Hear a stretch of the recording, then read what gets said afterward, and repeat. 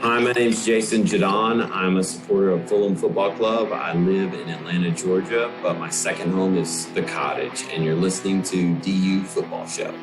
When you got to record a set of 6 shows, doing second takes of the intro, not necessarily the smartest way to progress. Absolutely. The show, yeah, right? Not the way to cut down the time. Clearly, hey, number 3, I need to take some notes as number 4. I don't know what I'm doing. Exactly. Let's start the show.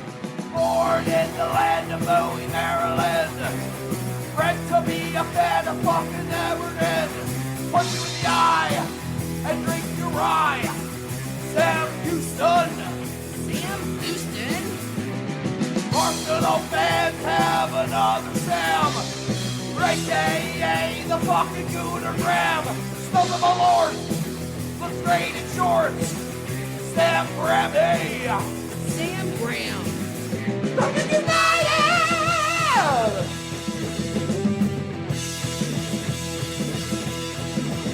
Fucking United!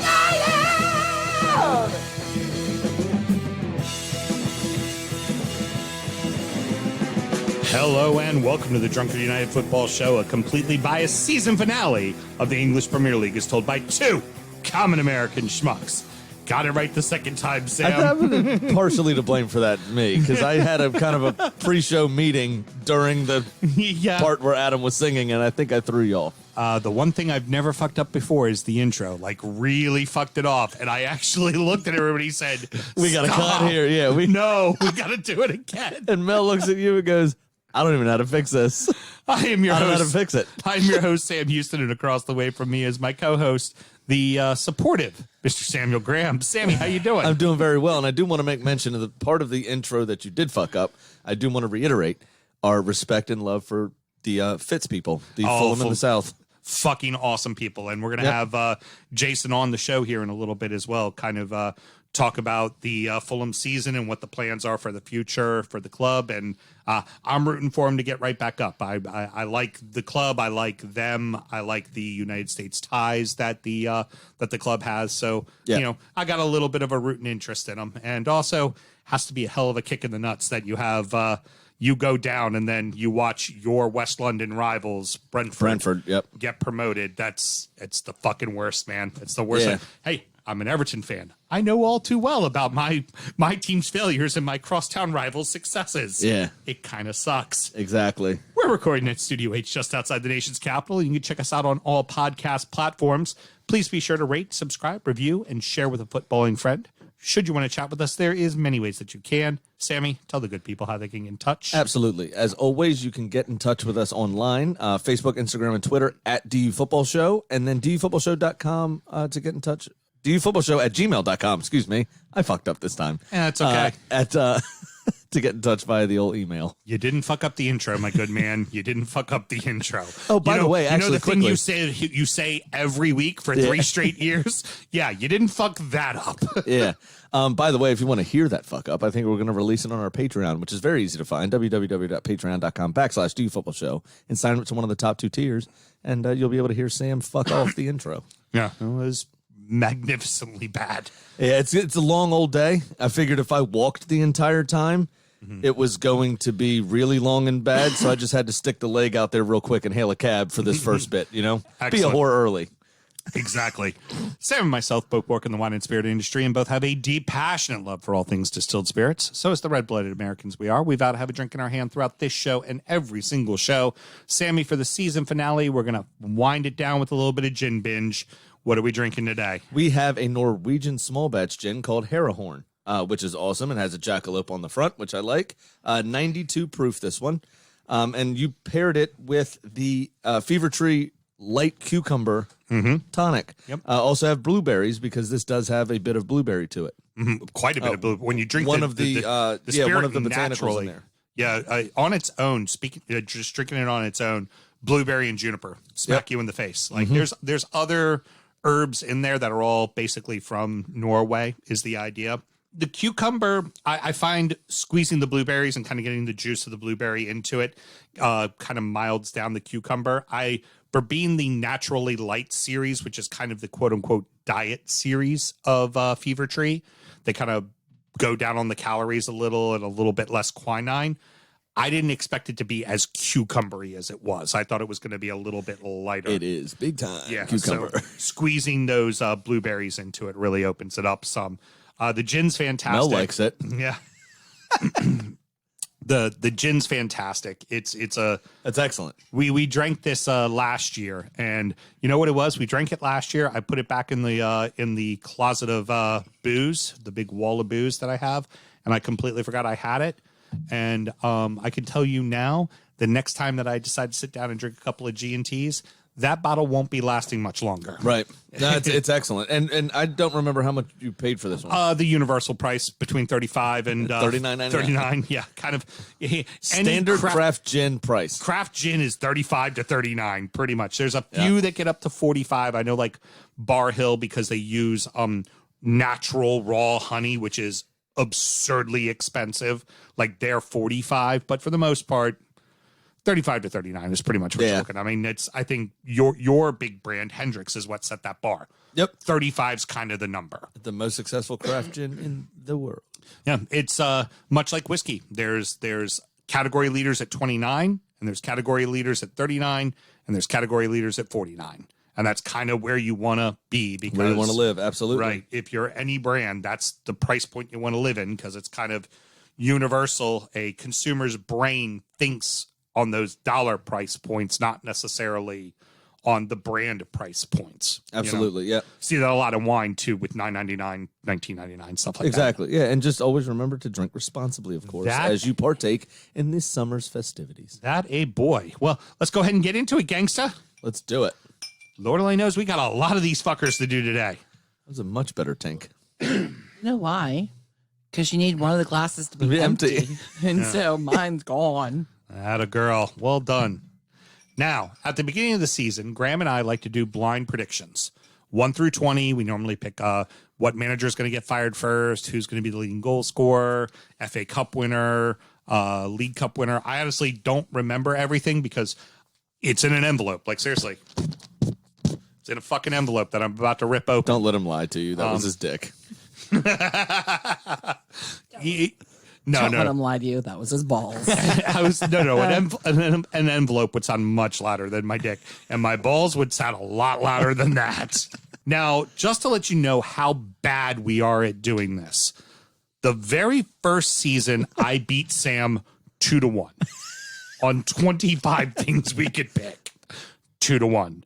Last season, Sam shut me out and beat me 2-0. So right now, Sam is up on aggregate 3-2 for 50 things we could have picked. So, and we already kind of know some of the stuff. Like, oh man, it's not going to be pretty. I'm sure this is going to be like maybe 3-1 or 3-2 or something like that. Yeah, something like that, I think. So I have just pulled up the league table, my friend. All right, well, the actual league table. So if you'd kindly declassify your predictions. I hand wrote them too. There they go. Handwritten note. All right. I am ready when you are. Should we go 20-1 or 1-20?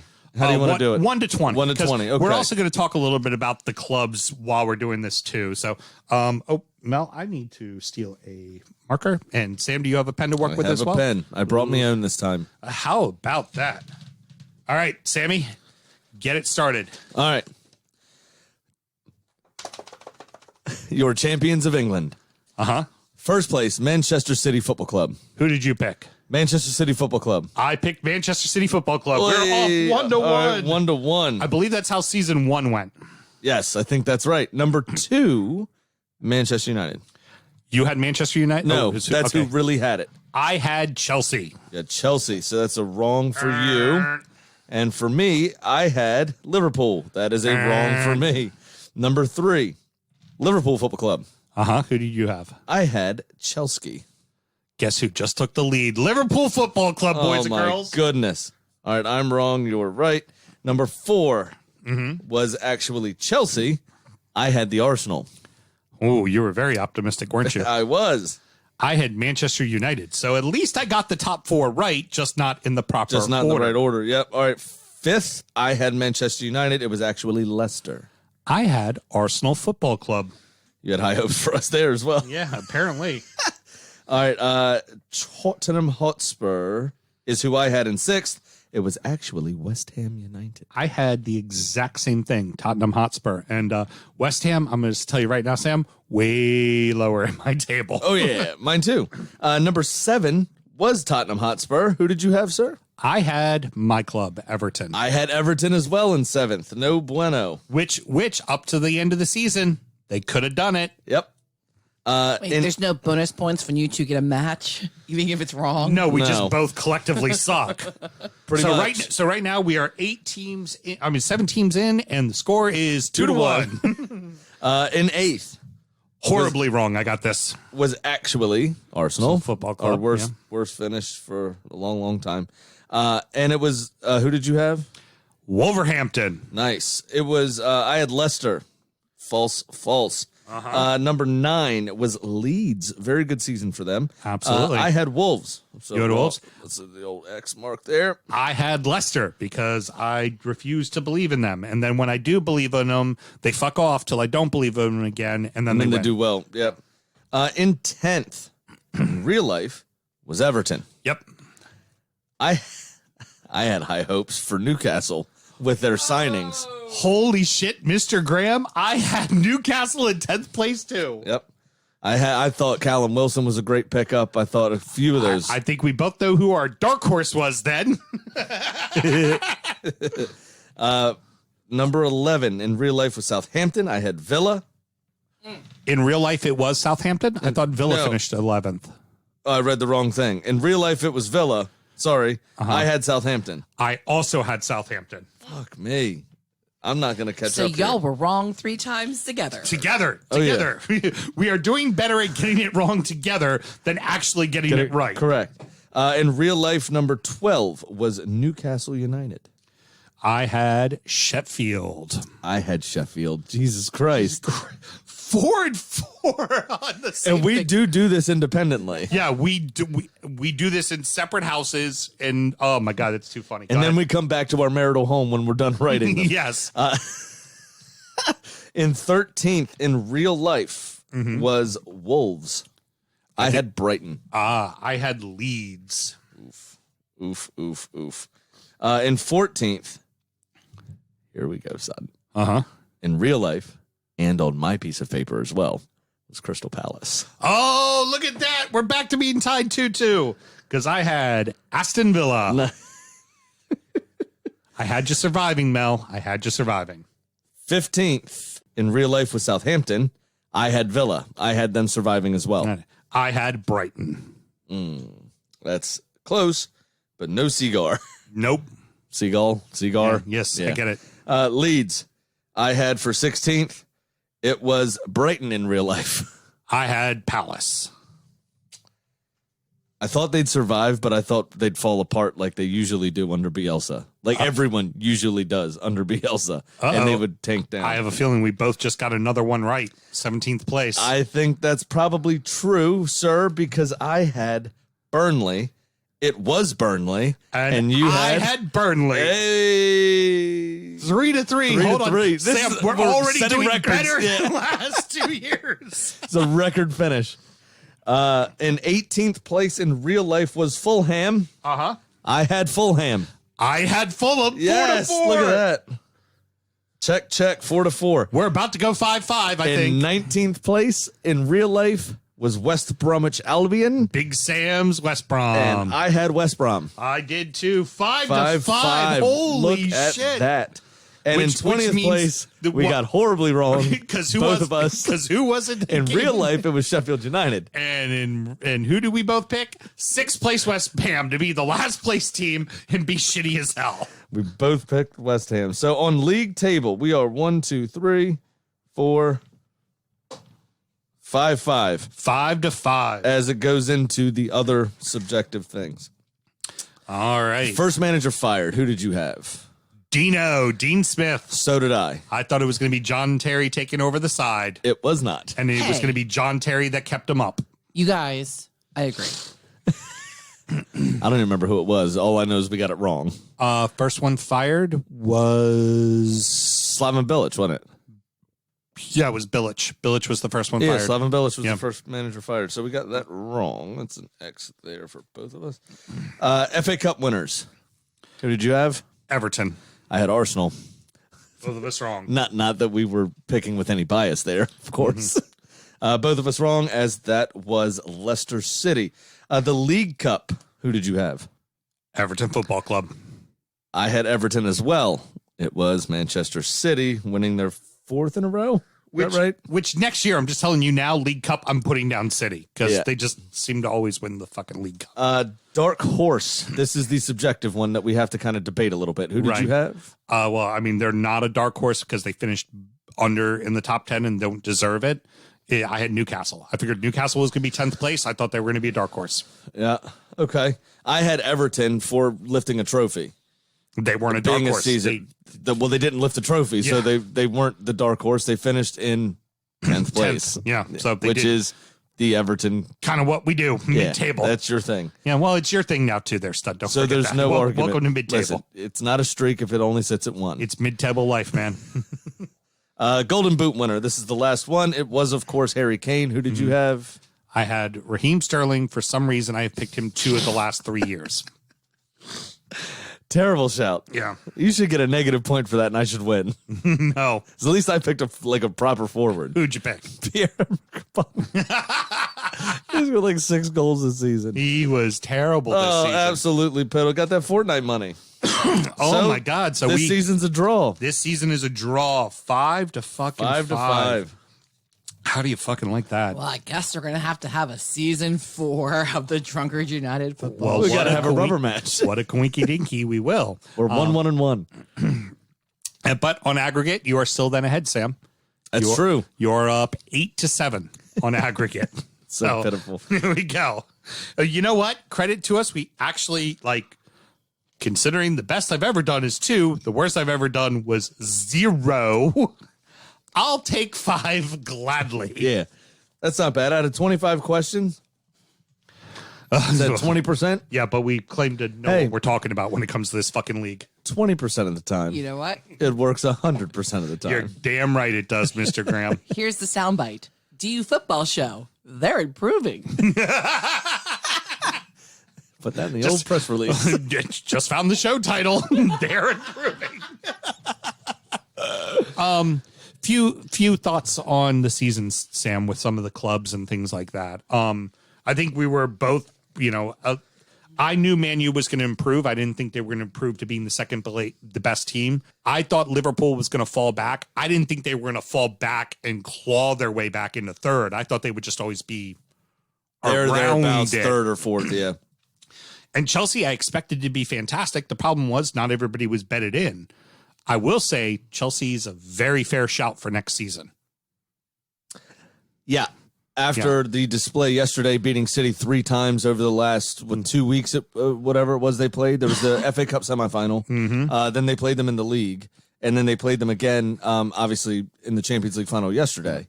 It is a bit insane that they were able to just handle City that way. Yeah. Thomas Tuchel and Pep Guardiola, for as much as you could say about nerds, and they're friends, it seems. And they talk fairly frequently as far as I know. And they all, they share tactics and debate and talk and, things that you would see like FDR and Winston Churchill doing over a cigar, they're doing with salt and pepper shakers as their football teams at restaurants. So it's, he may just have his number, man. I think he beat him a couple times when he was Dortmund manager as well. But even just and Chelsea, Pep was in charge of Bayern. Even just Chelsea in general, they tend to have City's number, except for the one time this year when I picked Chelsea to beat City and City beat the shit out of them, which was the only time they beat them this entire year. Yeah. But it's just crazy. So, Chelsea's got to be in with a shout for next season. The only problem for Chelsea is it's a knife's edge, right? Oh, yeah. There's no room for error. And if there's any bit of a slip up, like let's say what happened to Liverpool this year, there's no thought of even firing Klopp, none whatsoever. Like some idiot fans might have been like, Klopp out. But no, even when they were in 7th and at their worst, there was never a talk of getting rid of Klopp. It was, we just got to regroup and recenter ourselves. Well, what do they say? If you don't love me at my worst, then you don't deserve me at my best. Next season, if they're in 7th or 8th place, Tuchel will be fired. That's how Chelsea rolls. That is unlike any other club, because there's no other club where it's like that in England. Chelsea Football Club, it is a fucking knife's edge. That is all you. There's a reason why you look at the carousel of managers, because no one lasts more than 2 years in that joint. Right. No one. I mean, that's 2.5 is kind of the shelf life. But the it just really is, especially with their Champions League win, it's just really refreshing to see a club, build from the inside and not spend a ton of money to, get what they want. I am intrigued to see, because they clearly still need an out-and-out striker, because it's not Werner. No, they have one. They just choose not to use him for whatever reason. And he's going to be Karim Benzema's backup for France this summer as well, and it's Olivier Giroud. Right. Who now apparently is in the shop window. Oh, of course. Because he's not fucking playing, and Didier Deschamps just brought Karim Benzema back in from the cold. Yeah. From France. Well, I can tell you right now that Giroud will be sold, and I think Tammy Abraham will be loaned out again. I think that's probably right. And they're going to go make a play for a top-level striker and then have Werner play on the outside and occasionally fill in at striker. Yep. But I really do think that that's what's going to happen. But that's really, what other signings can they honestly make? They made a bunch this past off season because they had that surplus of cash. I don't really see them doing a big splash this next summer. It depends. There's still, people may move on at some level as well still. People that aren't happy or kind of marginalized, maybe, right. Christian Pulisic, who famously left Dortmund when Tuchel was the coach. Right. Remember, it's, did not care for his time there under his tutelage. Now he seems to trust him a bit more now, but yeah, also should note, first American to ever play in, male American to ever play in and win the Champions League. Yep. Christian Pulisic. I wonder if he sees a loan somewhere next season. We'll have to see, but they're going to need to. Hakim Ziyech didn't play once Tuchel came in. Yeah. Didn't play hardly at all. And Ziyech during the start of the season was probably their most important player as far as creating things. So it just kind of there may be some movement, and if there is some movement, Chelsea will always bring someone in. Yeah. They'll buy people just to loan them out. Yeah, that's true. Specifically as well. So I think you will see them sign some people, maybe not as many as originally thought. I think you might see someone like Billy Gilmore get loaned out, who under Frank Lampard, who was bringing some of the kids through, he obviously very young Billy Gilmore impressed and was playing well. But obviously under Tuchel is just that's not his bag. There's no place for him to play between Mount, Conte, Jorginho, and Kovacic. Like there's no place to play him. Now I wonder if maybe Jorginho gets moved on. That one wouldn't surprise me because he's coming for a lot of criticism this season as well. Well, and he's a square peg in a round hole in that system. Yep. And where before initially I would have thought Conte would go to say somebody like a Madrid. I don't know if Madrid's going to have the money for Conte. Right. So I think Conte's probably they're still looking for Mbappe. Yep. And if they spend 150, 175, 200 million on Mbappe, they're not going to have money for anything else. Well, but there's going to be a massive summer clear out. There's talks that Rafael Varane, Sergio Ramos, a bunch of players, Marcelo, because he's a bit older now. Right.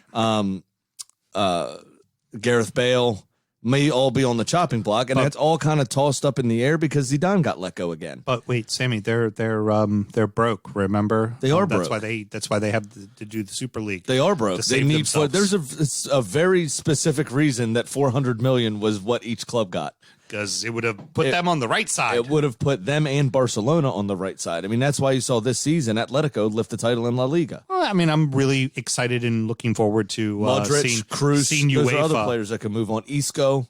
They're talking about a bunch, man. I'm excited to see UEFA go ahead and charge Real Madrid and Barcelona for financial fair play. I mean, Yeah, that's coming. Well, they probably had to stand what in I line. told you there was a joke, Sam, because we know it's not going to fucking happen. No, it's not going to happen. Well, it's not going to happen because they have to stand in line behind the Spanish tax authorities.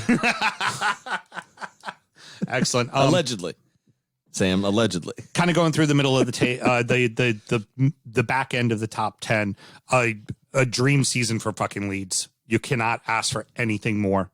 Like that's not for your first season back in. That's phenomenal. I mean, they are previous, European Cup winners. I think they actually won one, right? Right. Well, when you look at when Wolves did it, and Wolves ended up getting Wolves got into Europe. When Wolves got promoted, everybody already knew that was a team built to play in the top half of the Premier League. So we kind of knew that was coming. With Leeds, it was like, what's Marcelo Ball gonna look like? How's it going to translate to the Premier League?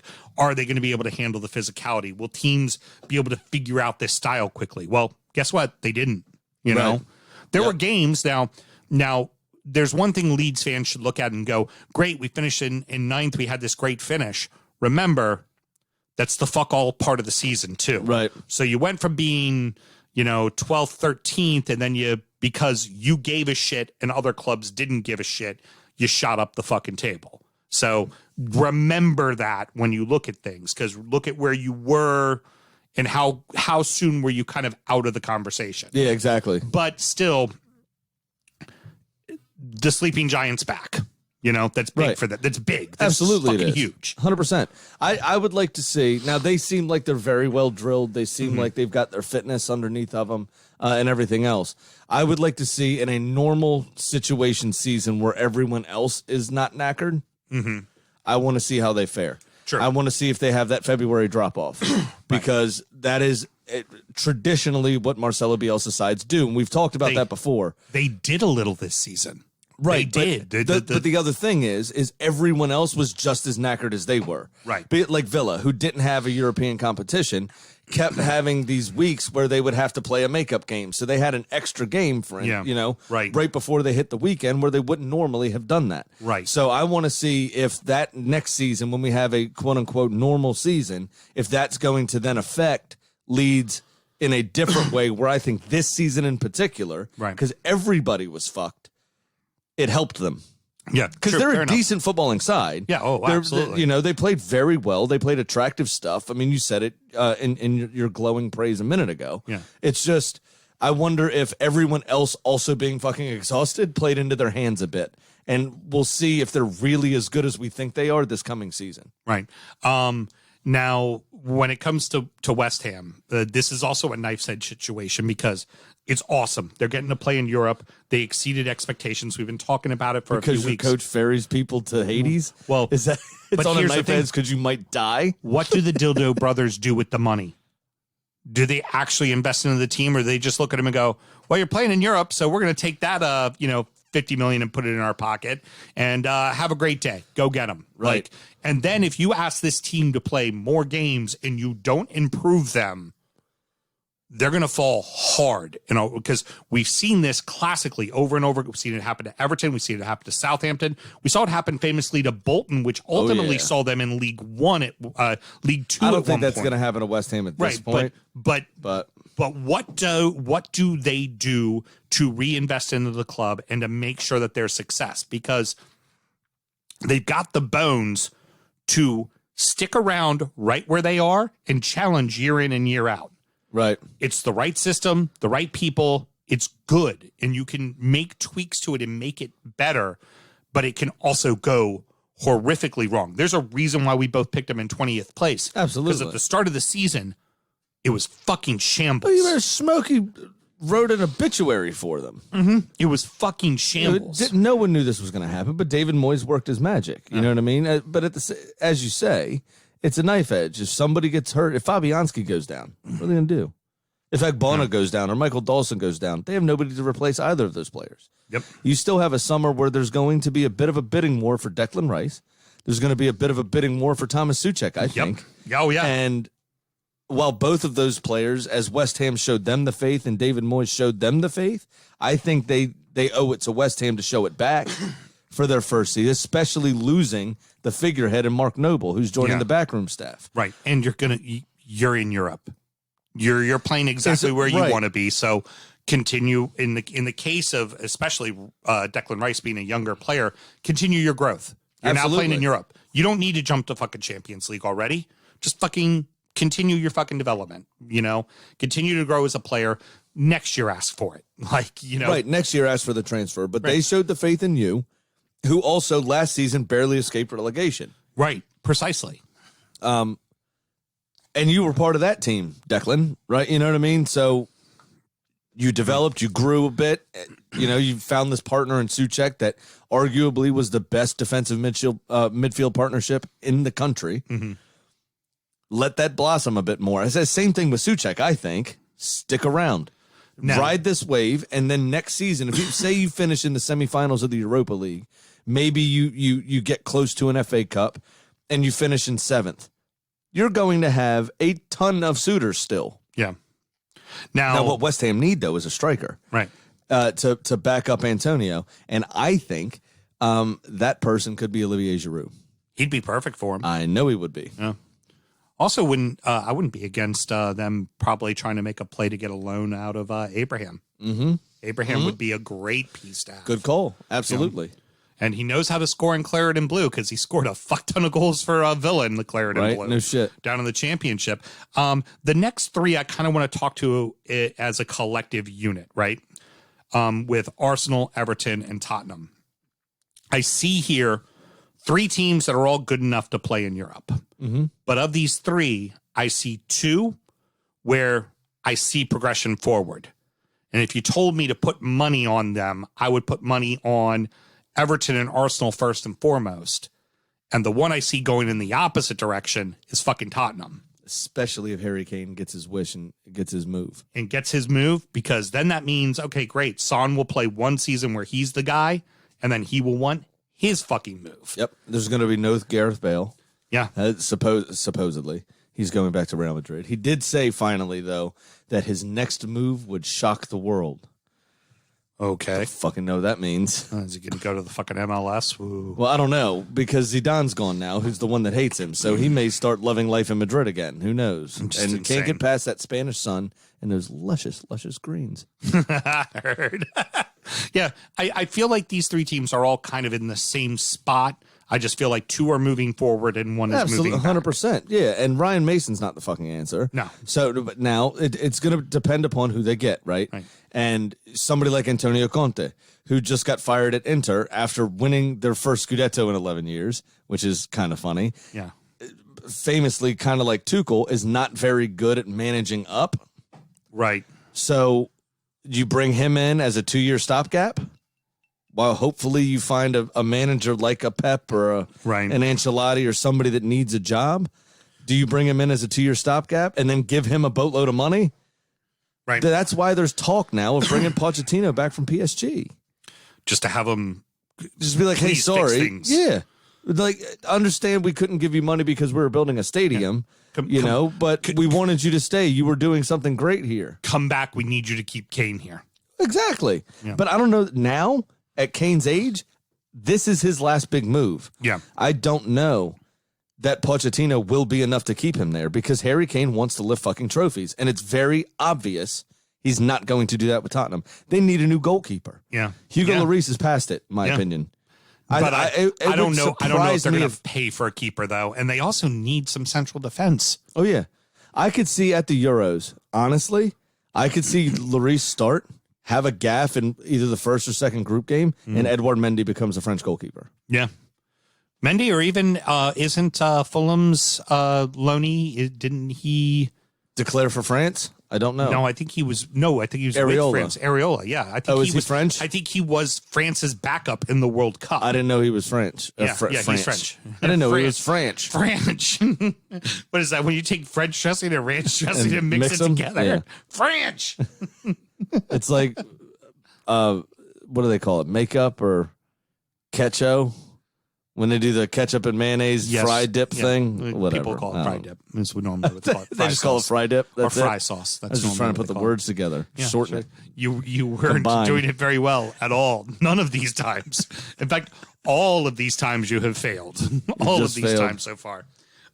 We're doing a new way of showing us times. Oh, is that what it was? Kind of confused Sam there for a second. He was like, I was wondering why she was showing me 20th birthday balloons before.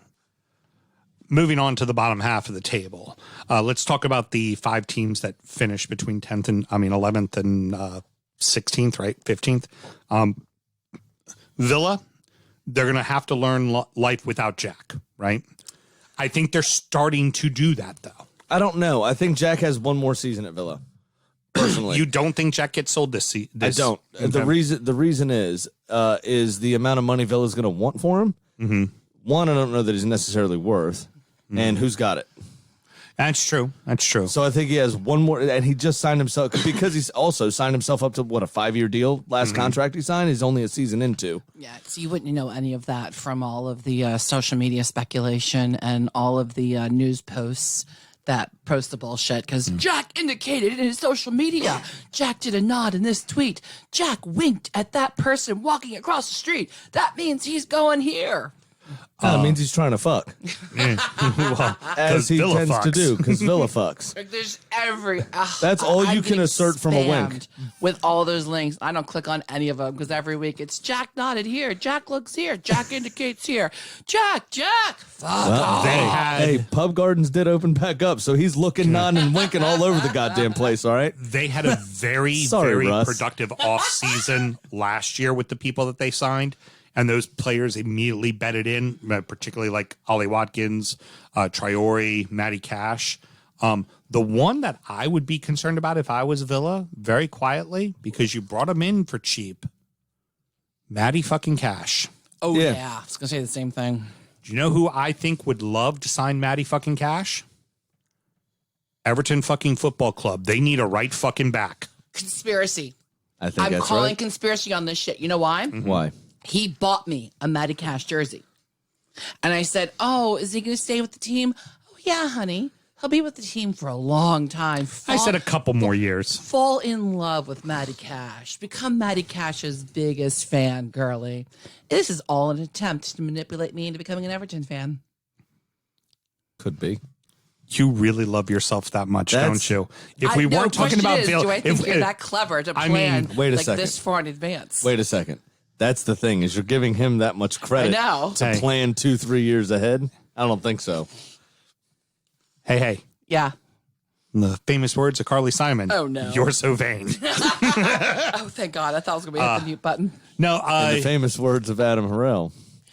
Hit the fucking mute button. so in with all of that, what Villa's going to have to be very careful of, because also, let's face it, Tyrone Mings may get a look from a few bigger Absolutely. clubs. So That Villa team could be picked apart. But like I said, to somebody like Villa, and this is no disrespect, in the position that they're in, those players are worth more because they don't really have adequate replacement for them. right, So when you look at like somebody like Brighton, if they wanted to sell Lewis Dunk, you're going to need to pay $45 million.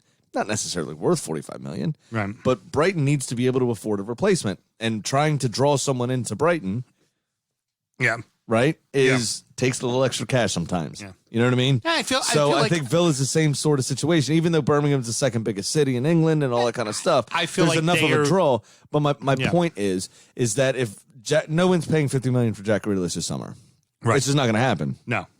He's worth $55-60 million to Villa, Right. and they will not, they have a 4 years further on his contract that they can hold him to. Yeah. So they're going to hold out until people do have money again. Right. Is my point. We need So to I get- think all of them are stuck for a year. Now Matty Cash may be different with somebody like Mushari. You know, there may be a little wiggle room. As you say, Mashari may they, come and say, I got 40. right, And, and they bought him on the cheap. Yeah, you're like, okay, yeah. right. And We'll go find another one in the championship. well, that's the thing, right? As a right back, it's a little bit less valuable of a position. Yeah.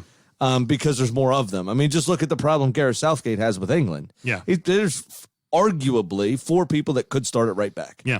Got it. You know what I'm saying? So they're a dime a dozen in that country, apparently. Exceptionally, an exceptionally mediocre one at left back. Yeah. But right back, got a ton. They're spoiled for riches. Now, and kind of keeping within that, Newcastle, it's all a mirage. Don't fucking believe it. Like, Oh, absolutely. and Ashley's going to fuck this off. Maximone is going to get sold not at what his value is, because Ashley just likes to make a fucking dollar. And he's like, where you talk about Villa holding on to an asset and going, he is worth 55 to 60 million. St. Maximon is worth somewhere between 45 to 55 million. Ashley will sell him for 35. Right. Because Ashley likes a pound note. Loves a pound note. So I mean, it's unfortunate, but this is, I mean, and you can know ask, who I think he could cash in on? Who? Because he also has a very promising goalkeeper on loan right now as well. I think he could sell Martin Dubravka to Manchester United. Oh, that is a good play. Yeah. Is proven. Is good. Carl Darlow played his ass off while Dubravka was hurt. So you have a ready-made step in. And then you've got this kid on loan. I think at Brentford. I might be wrong. Yeah. But played very fucking well this season as well. Throw him in as your backup. He's the backup now. Comes back to the club. You make 50 million and don't really miss a beat. Man U pisses off and gets rid of De Gea. They make Henderson the number one, but just in case. I don't even think that. I don't even think they do right that. behind I think Dubravka steps right in as number one. Yeah. But you heard it here first. I think that's a definite possibility, and I think he'll be cheaper, as you say, because he loves a pound note. And Mushari's got money. Mushari doesn't need the money. I think Manchester United might look off Jordan Pickford. Right. Now, in the case of Southampton, I feel more secure about Southampton at the end of this season than I have at other seasons. It seems like Hassan Hoodle has a plan, has a system, has players that are buying into that system. And God forbid you lose a Danny Ings, it won't destroy you. Right. All you have to do is lose 9-0 once a season to galvanize the team, and then they'll go on a run, and it'll be fine. I just, well said. I don't see, each season I've looked at them, and I've told you at the end of the season, I'm like, I fear for them. I think they're going to go down. This season, I can look across at you, and I go, they're comfortably mid-table. Yeah, I think they'll be fine. Yeah. They'll be fine. Now, I'd be worried about their late season form, where they were up and down a little. In some of those games, just absolutely abysmal. Maybe look at the last game of the season was garbage. I think they just knew they were safe. It could be as well. Yeah, I mean, we talked about it a couple of weeks ago where Southampton and Wolves were. It was like, fuck it. Who cares? But in the case of Southampton, there's something to be said for security and management, which is not something they've had before.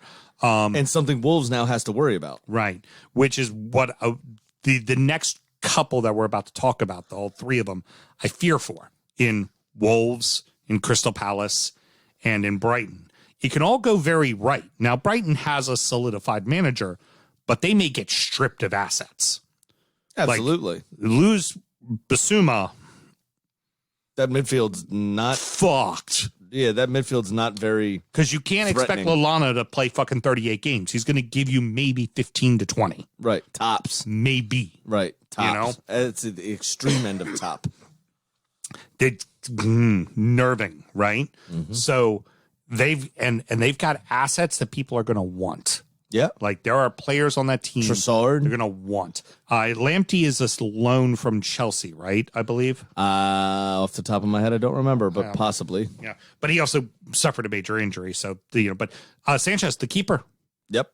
Fucking, I think that's another one Manchester United could look at. You know, like there's valuable assets on that team, and Potter's got a great system, but he also likes to give away leads, which that can hurt you. No, that's Bielsa's job. Yeah. Hey. So that could hurt you. But the two bigger ones to really look at is Wolves and Palace. All about the low-hanging fruit. Heard. With Wolves and Palace, you have iconic managers walking away. In the case of Wolves, a very specific system that had a very tight role between agent, management, and manager that made everything work. Right. I am most nervous for Wolves. Who goes, who stays. Because it could go very fucking wrong. I mean, think about how Palace was between Big Sam, Alan Pardew, and a couple of the other ones, right, that were there. They were consistently, 11th to 15th kind of range. Right. In that sort of time frame. Went down a couple times, came back up a couple times, fired a few managers, blah, blah, blah, blah, blah. Then you get in Frank de Boer, and they lost their first 6, I think it was, in a row, or first 4 in a row, whatever it was. Jose Mourinho had a lot to say about that too, by the way. But they were in real fucking danger. Right. And then they hire Roy Hodgson, and then they became safe. They now have assets, though. They can sell Zaha. They can sell. Oh, well, I think Zaha is actually end of his contract, but they have people that they could sell to raise money to actually reinforce their team. Is my point. And you talk about the key thing that they brought in, the key piece they brought in as a Achilles tendon injury, out for all of next season. Oh, fuck That's off! a fucking I didn't even hear that. Oh yeah. That's a That's a dagger. That's a dagger. So like you looked at him and you're like, okay, they brought in some young players. They're starting to transition. Yep. They're making people earn their jobs. They're going to probably sign the right pieces, let the right pieces go. Like it's a transition, but this transition could work out really well. And then Eze gets hurt. Yeah. And now you got to be going, uh-oh. Fuck. Right. And so Wolves and Palace are the two that I really worry about. And it all comes down to disappointment. Because if they hire somebody and the Portuguese don't care for him, it's going to you could find a mass exodus. Like João Moutinho, yes, he's a little older. He could find another team in a heartbeat. Well, you think and he's a saleable asset, right? So you could get $15 million for a 31-year-old João Moutinho. Or 32, maybe? Something like that. Connor Cody could be a team that likes to play a 3-back system. It's a great plug-and-play guy for anyone in the top 10. I think you might see Manchester United come in for him as well. You play a 3-back. Oh, especially because you need someone to play next to fucking Maguire. Well, yeah, but Lindelof's been all right. Yeah. But you move to Lindelof, Cody, and Maguire. Because Maguire used to play a 3. And then you have Luke Shaw running the wing on one side and Wan-Bissaka running the wing on the other side. I think that'd be all right. Yeah. So there's those two teams I really kind of fear for if it doesn't get right. Yep. And in the case of Brighton, I fear for simply because they're going to be in their camps too. Yeah. Like watching the news. Who's the new boss? Who's the new boss? Yeah. And you may see some of those Portuguese players go call their agents from the hotel, say, "Get me the fuck out of here." Yeah. Now looking down to the very, very bottom of the table, funny enough, I think Burnley's going to be perfectly fine. Yeah, of course they will. Why wouldn't they? Because there's some investment. There's talk of them buying Mitrovic. There's investment in the club, right? So there's new owner. Now, they need fans in the stadium because fans in the stadium pays for the payroll.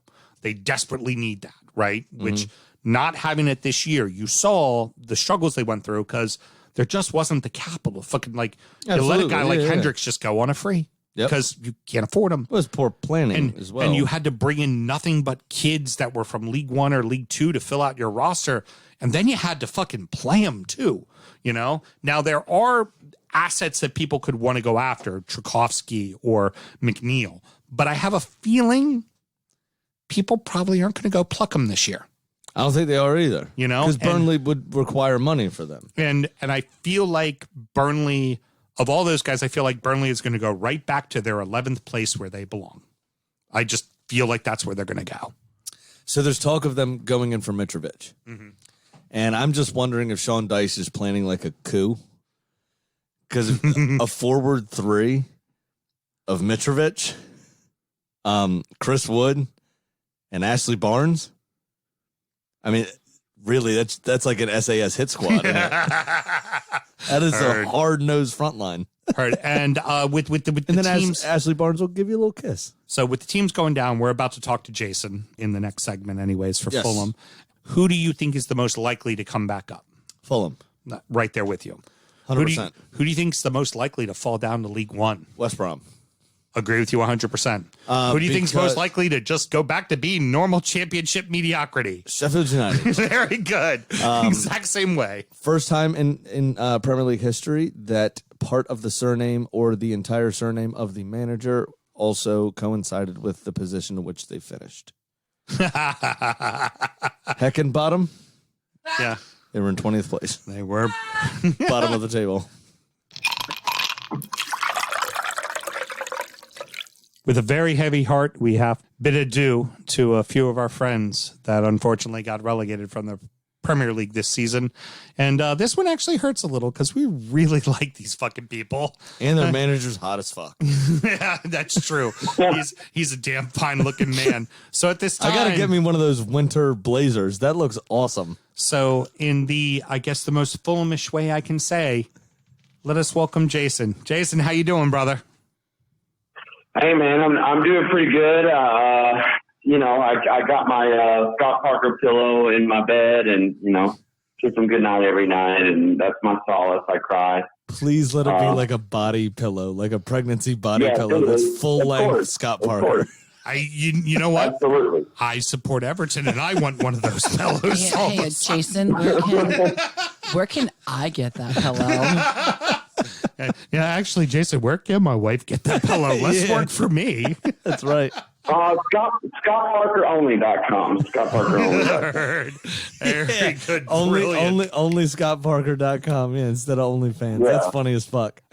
I gotta say, so from the neutral perspective for Sam and I, there was throughout the season, we kept seeing these moments where it was like, okay, they're turning a corner. Here it is. They're turning a corner. Here it is. And then they fuck off. And then, oh, wait, we're going to give you a second chance. Here it is. Here it is. Yeah. And then it just got fucked up. I mean, what do you ultimately think it was for your club this go around in the Prem that just didn't fucking click?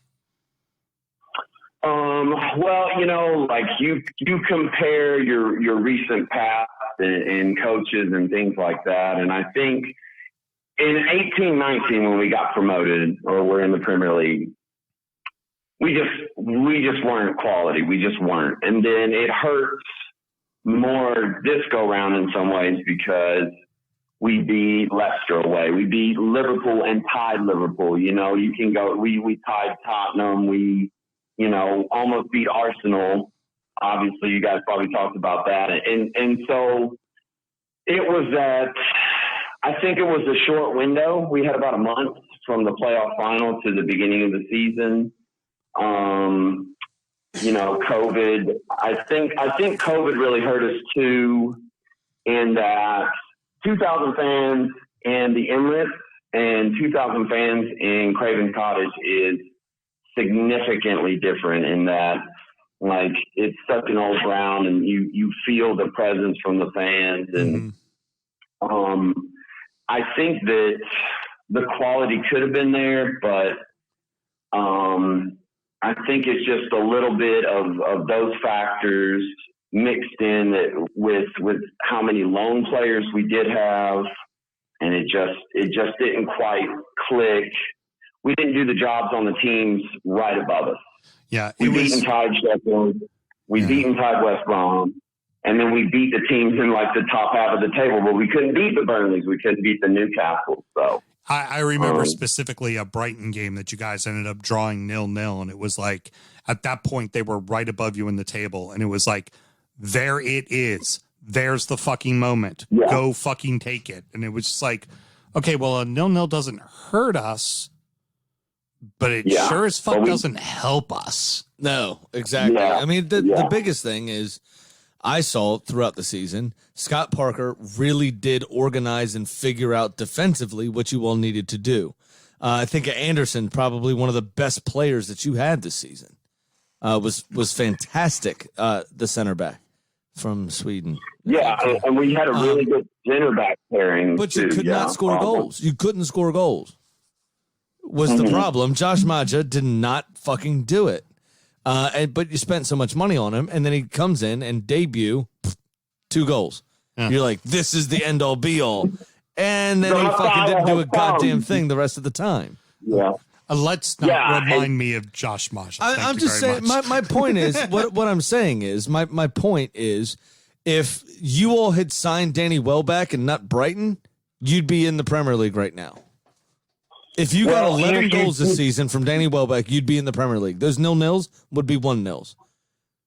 Yeah, and I think that you're kind of hinting at you're recognizing like the symptoms of a larger sickness, which is it's going to come up eventually. But whatever's living in Shahid Khan's mustache.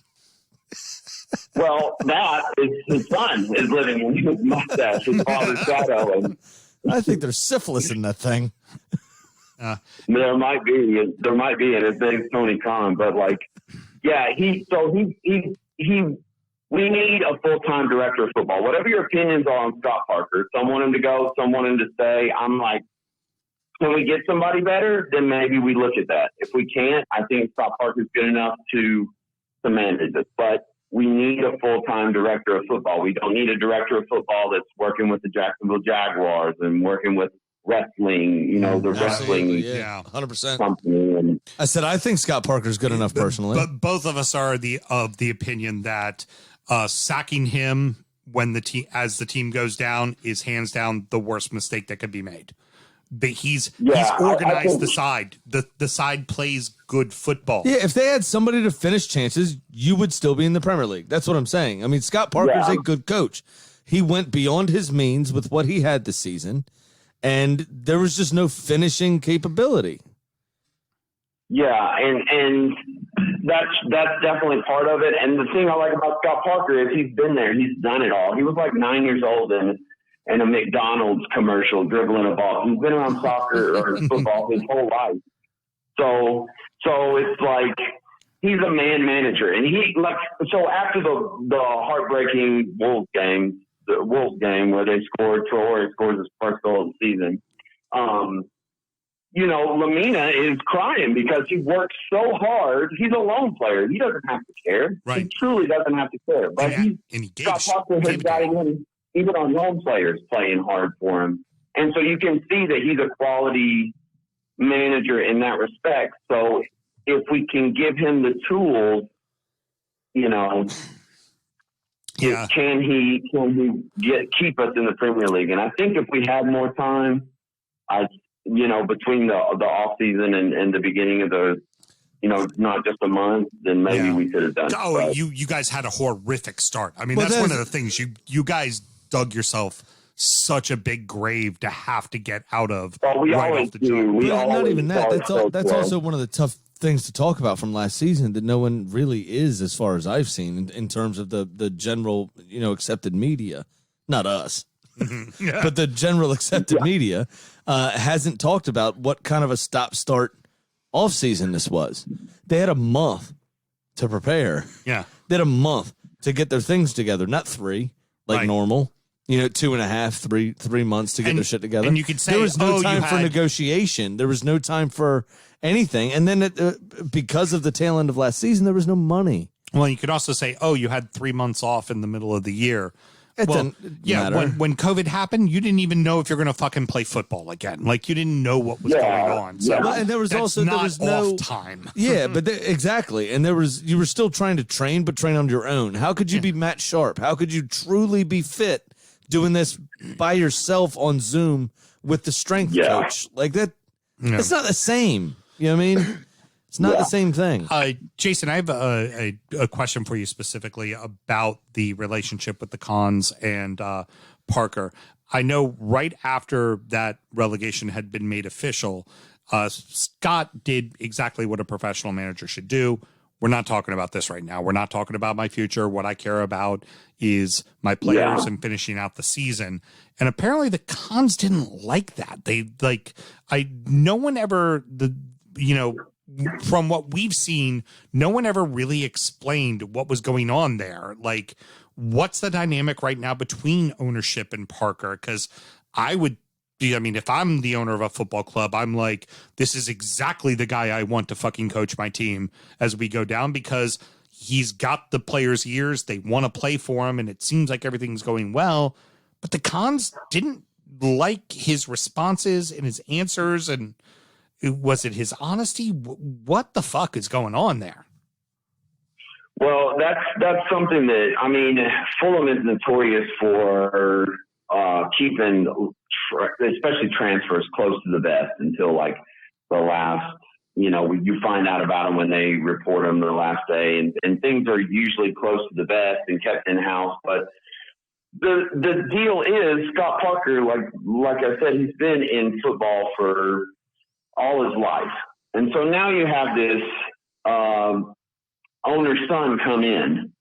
And I'm sure that Tony Khan is trying to do a good job. Okay. I'm sure, but enthusiasm doesn't make up for experience.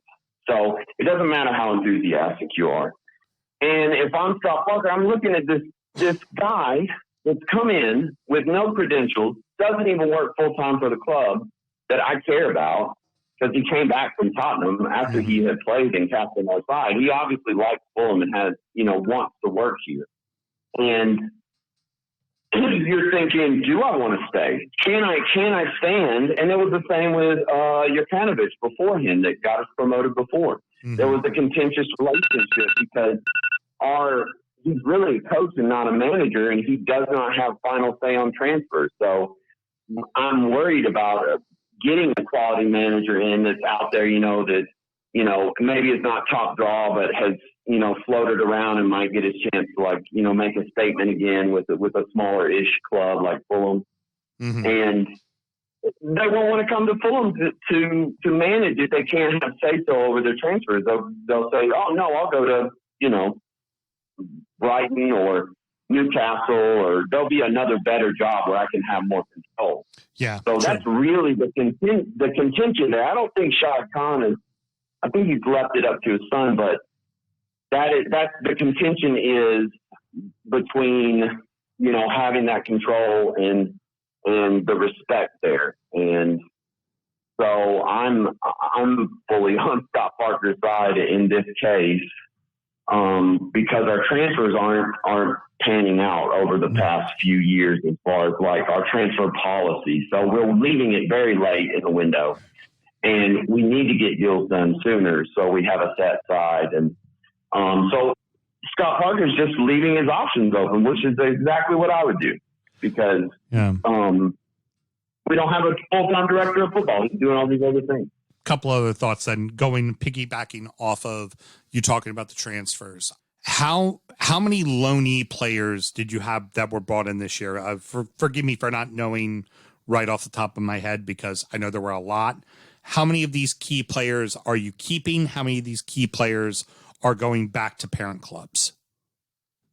Well, a lot of them are going to go back because they don't want to play in the championship. I mean, and if they think they've impressed enough to get a move somewhere else, and the team will pay it. I think Anderson's fee is like $25 million, and but he's proven himself. But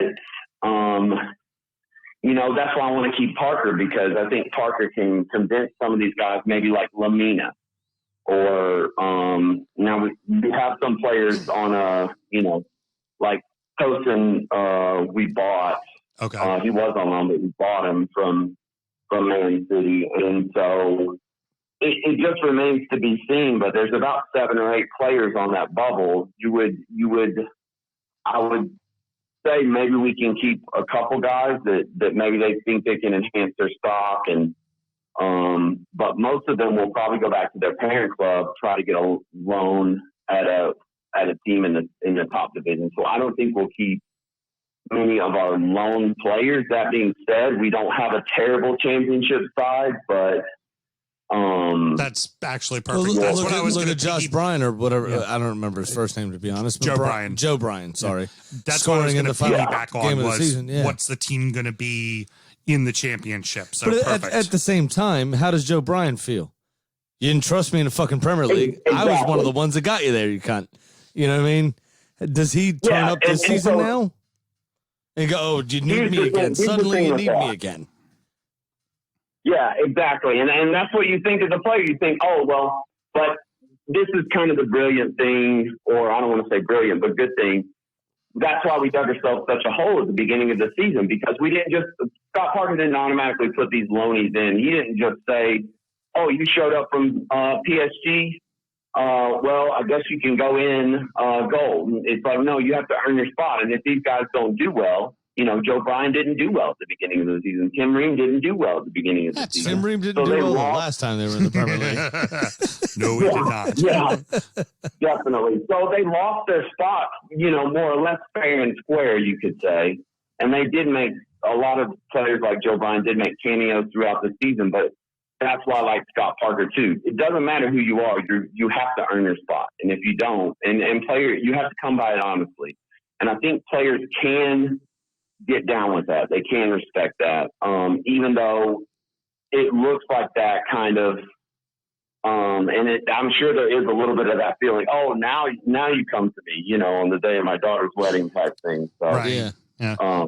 It feels like you're kind of where our minds were. So our kind of thought process, we took the 3 teams that are going down and we felt like, who's the one that's in the most trouble? We felt it's West Brom because Big Sam came in and completely fucked it up. Like he brought in all his pieces. He disenfranchised the decent players that were there.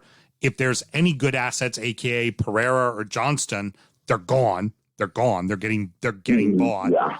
And then we said, who's comfortable in the championship? Sheffield, because it's where they really belong. Who do we think's coming right back up? We feel like it's you. And I really think it's Parker is the key. You keep Parker, you let him get those guys back in, hunkered down, and play a little smarter. But it also sounds like there's a greater problem with what the cons are going to do. Are they going to be, for the lack of a better term, like Dan Schneider at the football team in Washington, where he just has to put his fingers into everything and fuck it up? Or is he going to let his manager manage his team? Because this team's pretty fucking good. They're decent. Team's good enough to be in the Prem. They're absolutely it's a good decent. enough team. Yeah. Well, and here's the thing with that. Tony Khan, it does the transfer policies are not great, and it's hard to work with that as a manager or coach or whatever label you want to put on him. Technically, he's a coach, not a manager right now. But there are the detractors of Scott Parker Ball will say he doesn't make the subs a lot of times at the right time, or when the pressure's on, he doesn't try and get creative. And we are a creative side normally, and we are fun to watch normally. That's kind of in our soul. Like, we do like to play, and we do like to pass, and we do like to entertain with our football. But Parker doesn't do that sometimes. He does hunker down, and which I thought would work for us a lot better in the Premier League, and it kind of did compared to 18-19. But we also got that goddamn pool going in on the roof. You can't discount the pool on the roof. Sorry. Yeah. Oh, yeah, definitely. I'm going to be swimming. We're planning a trip over there in the spring, so I'll swim in there. And interestingly enough, our old coach, Jukanovic, he's now at Sheffield United. So yeah, they just hired him, which is some swashbuckling stuff. Yeah. So I don't know if that's going to go over big at Sheffield United or not, but he does play an attractive style. If he can get the personnel in, and we'll see. It's kind of like, you see your ex with somebody else and they've moved on, and it's like, oh no, I remember the good times we had, 23 straight unbeaten. Well said. Well said. Well, I've got a very quick game to wrap it up. I have a list of things that is in the style of JFK and Abraham Lincoln. Okay. About Chelsea. Okay. Because it's me, and I like to end on a dig. Okay. Go ahead. Chelsea having won the Champions League final, of course. I'm just going to toss a couple of these out there. There's about 13 points in here, which is very funny. Before you say that, I just realized that's a really bad weekend for you. Isn't it? Big time. Brentford and Chelsea. The only other thing is if QPR had a sweet wank in the park, you'd be in big time trouble. So here's the thing I always like to remember.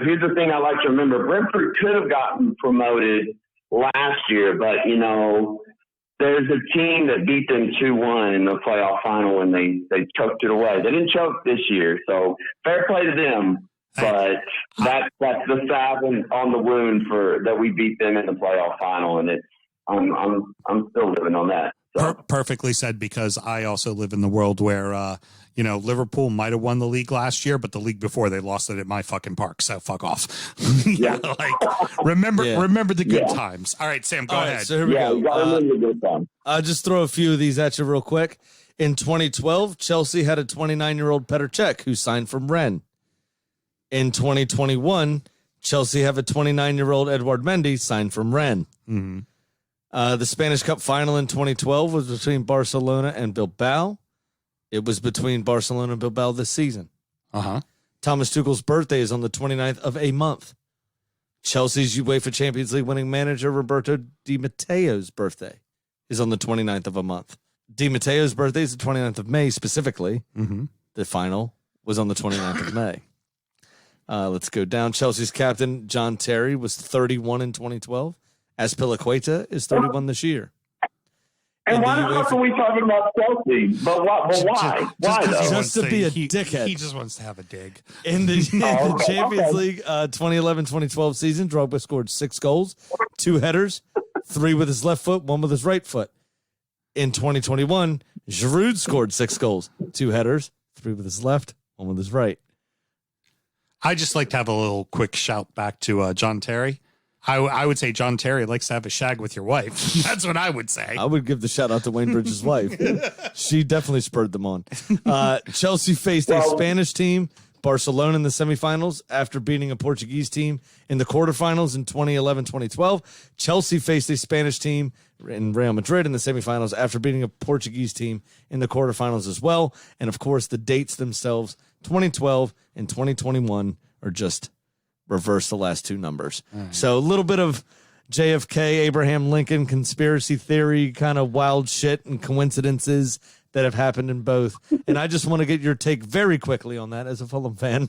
Have fun in the championship. I guess I would say stick the blue flag up your ass is what I would say. Yeah, there we go. Attaboy. Well, unlike my co-host who wants to have a dig, I just want to say it's been a pleasure hanging out with the Fits throughout the season this year. And I want to make sure we would just collectively as a show, we want to make sure we keep checking in with you guys throughout next season. Absolutely.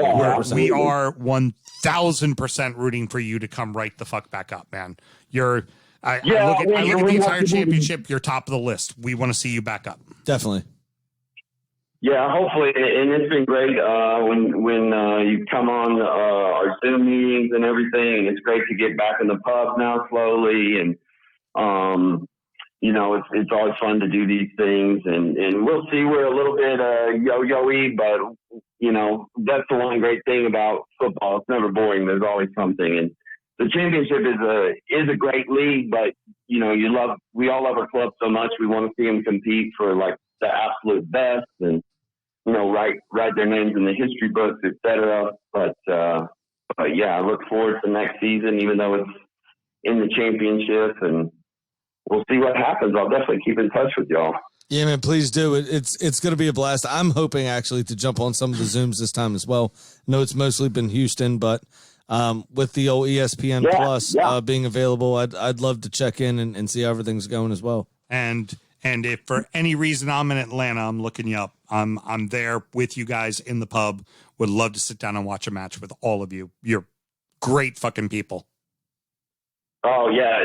I really appreciate you saying that. And absolutely, anytime you're in Atlanta, you can definitely hang out with Fulham in the South for sure. Excellent. Even the Chelsea lover over here.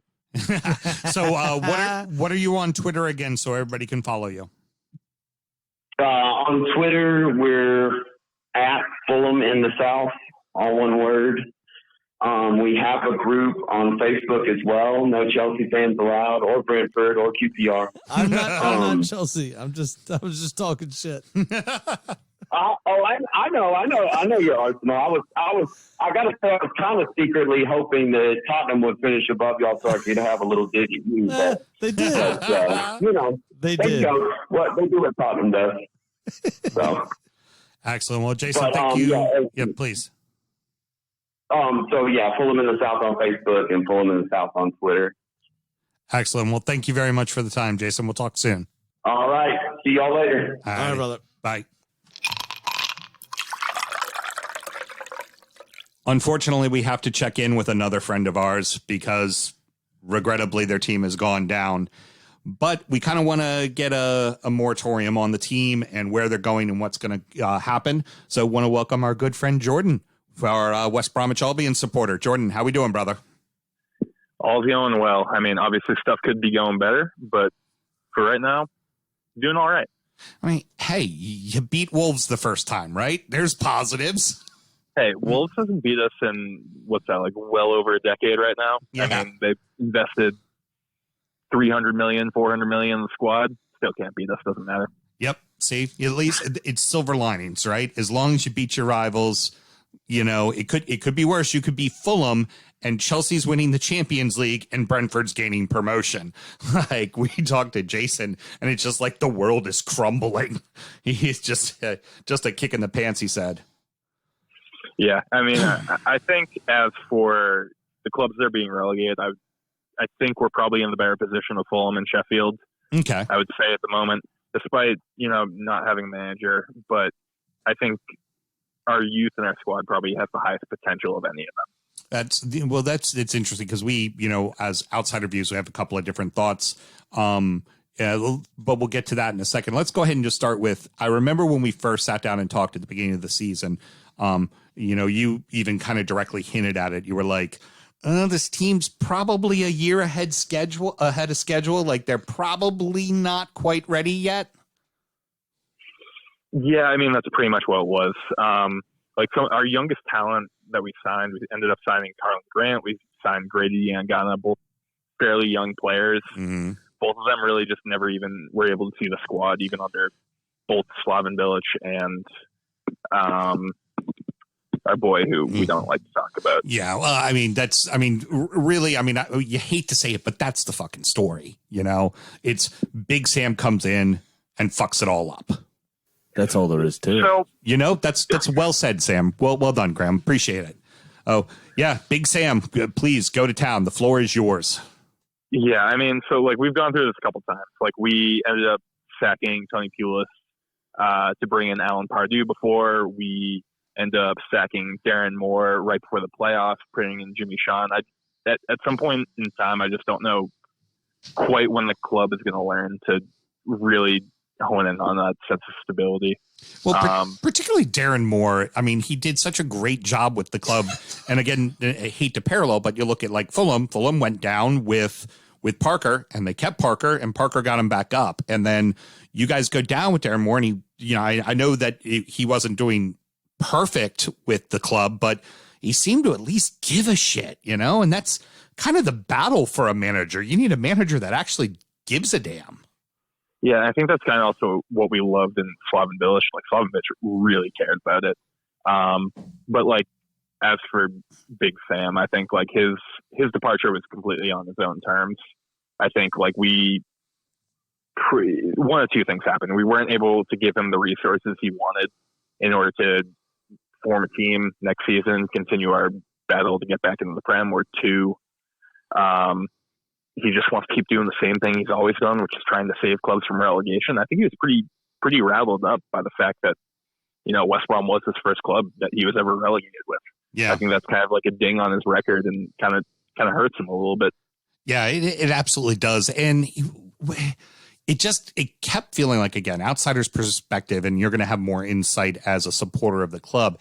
It just felt like Allardyce was a square in a round hole. Like it didn't fit. Because you watched the kind of team that Bilic had, which was young and exciting and maybe a little dumb at times. And the game against us, Everton at the start of the season was a prime example of it. You know, the 5-2 match, there was certainly talent enough to push, but you could get burned on the back end.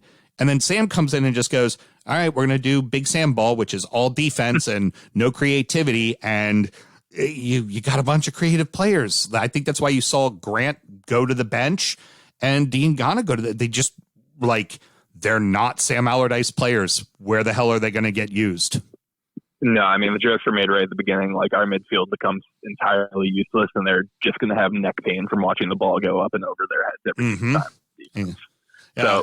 So remember, as he's going out, all he needed to do was talk about Michael Antonio saying you guys hoof the ball up the field, and all you do is hoof it up to your strikers. And by definition, your strikers were both under 6 feet, and that was very important for Big Sam to get that out there. Yeah, and like kind of going into the season. Yeah, good say. Well said, Sam. I hate that shit. You know, very well done. Please go ahead. Going into the season, like I didn't think like defense was going to be like one of our weakest things, and like Big Sam like really wasn't even able to improve too much upon it. Yeah. Like we were expecting a massive change coming with Big Sam, and like from like an owner and like a board perspective, like you expect to bring in Big Sam and he fixes all your defensive issues, but I just don't think. I think like our best defender, Semi Ajayi, seemed probably a little bit to have an off year. Kyle Bartley ended up stepping up, but I think clearly we proved that there's a lack of depth in any of those positions. Well, and then what does Big Sam do? He just goes out and gets loan spells and kind of treaded players, like Ivanovic. It's like you're not fixing problems. Like you need to yes, the first goal first and foremost is stay up, but what was he doing that was building anything towards the future with your club? It seemed from the get-go wrong. It just seemed like what, don't pick up Sam just because he's the guy that saves you. If he's not the right fit for the club, he ain't gonna save you. And it didn't, and you could see for you guys this season, didn't happen. Yeah. I think as we look to the future, like I think what's that, like 6 managers or 7 managers in the past 4 seasons. I think what we're searching for is that long-term stability in our next manager. And Chris Wilder seems to be at the forefront of those conversations in order to take our club over. I mean, he spent 5-6 seasons at Sheffield. Yeah. And he knows how to run a decent system. And I think that system would probably fit with your guys as well. Yeah, I definitely agree. He plays at least like an entertaining game. We're not going to be like sitting in the back, like punching balls up like with Pulis and Pardue and Big Sam, like we've gone through with 3 completely different managers. But I think it'll be something to help kind of unite the club back together. And we need someone in reality who's going to last longer than a year and a half. Yep, precisely. That your project is going to take more than a year and a half. Correct. No. Now, you felt like you're in a good place. Now, outsider's perspective, it seems like you have owners that want to sell, a club full of a bunch of loanees, and there's some young talent, but it's going to be damn near close to impossible to hold on to Pereira. I mean, the jar has been opened. Everybody knows who he is now. So you have to figure clubs are going to be coming for him, and it's going to be hard to hold on to him. But there are still pieces. Talk about some of the young pieces that you still have with the club, and then talk about what's going on with ownership and why you think that it's going to have a brighter future. Yeah. Like I said, Diangana, Carlin Grant, both now full-time West Brom players. I think they'll probably have a solid impact on the championship like they've had in seasons past. Agreed. We have a lot of experience in the club with championship players, and I think like we'll be able to do that. We did just release Hal Robson-Canoe and Charlie Austin, which were kind of both surprises on my end, but clearly there's a lot of confidence in Kyle and Grant to fill that striker role. Mm-hmm. But like as for younger talent, like I think we got a solid base. Even like going straight to the back line, we have Semi Ajayi, who's not necessarily a young talent, but he's definitely well experienced in the championship, had a breakout year. Yeah. The season before we were promoted. I think the man had like 9 goals or like 8 goals, like something ridiculous for a center back. Oh yeah. He can get ahead on a set piece. That's for damn sure. And I really think that for some of those players, like it just takes time to develop. Yeah. We spent like a really good amount of money between Diangana and Carlin Grant. I think it just takes time to see that pay off. Johnston is a gem in the net. I really was impressed with him. Yeah. See, I don't think we're going to hold on to him either. Yeah, I wouldn't be surprised. He's hinted at the fact that he also might be leaving, but he said like as he goes, he's in the Euro squad, which is insane. Yeah. Or at least the preliminary squad for right now. Between the 4 goalkeepers, 3 are going. And I think he's got a solid chance to make it. Yeah, you have to he's made some assume. incredible saves Yeah, you have to assume that because there's going to be clubs that are going to go in for, Pope or Pickford. Like, I mean, I'd love to hold on to Pickford, but I also know that after seeing the Euros, that clearly the Europa final, Man United does not want to hold on to De Gea anymore, and they don't have any faith in Henderson. So I could see them coming to us and going 70 million for Pickford. He's England's number one. We want him. And frankly, I'd sell him, and then I'd turn right back around and talk to you guys, bring in a young, promising talent in the net, So yeah, I mean, we have a very strong goalkeeper in Alex Palmer, who was on loan this season at Lincoln City, who are now promoted. Oh, very cool. Yeah, they did. They did gain promotion. Yep, no, they got it. No, they didn't. It was Blackpool beat them. I'm sorry. Yeah, Blackpool beat them. Yes, they did. Yep. But anyway, ton of really strong experience in League One there. I think he'll make an excellent championship goalkeeper for us if Sam decides to go, I think. Yeah. That said, as for goalkeeper goes, I think the most recent ask was 20 million. I'm not sure who's going to pay 20 million. Mm-hmm. But, clearly there's some interest there between him and obviously the bigger guy, Matheus Pereira, scoring 11 goals in the Prem. Going to be tough to kind of let him slide. It's unfortunate for when you're not a team in the Big Six. If you have a sellable asset, at times you just have to sell said sellable asset, even if you don't want to part with them, that money can be used for 5 new players. You can bring so much to the side. Keep investing in your young talent as well. You don't need to buy a rock star when you're in the championship necessarily. You just need to buy an investable player. Yeah. And I think, Matheus Pereira is definitely someone who's going to be missed, but I think he's going to leave on good terms. Yeah, I would agree. He was not in the squad on the final day, which, that seems kind of normal. We were officially down. We weren't playing at home. There were no fans. None of our fans at the game. I think probably the right decision to kind of let him sit out. And, kind of all makes sense. It does. And as for a return for what we paid, we just paid $9 million last year for him. I think we're probably going to definitely get over 20 for him. I think I would think you're somewhere in the 25 to 30 range. I could see him going to that kind of bottom 10 kind of club. I could see, say, a Brighton or a Southampton going in on somebody like him. He needs a club. I don't think many of the Big Six clubs, the Arsenal, could use some upgrades at midfield. I saw Leicester in for him. I don't think he's a good fit for Leicester unless they actually want to make a solid chance at or a solid push in the Europa League, because they're not deep enough as a squad. I don't think. Yeah. Really, great. In order to play all those competitions.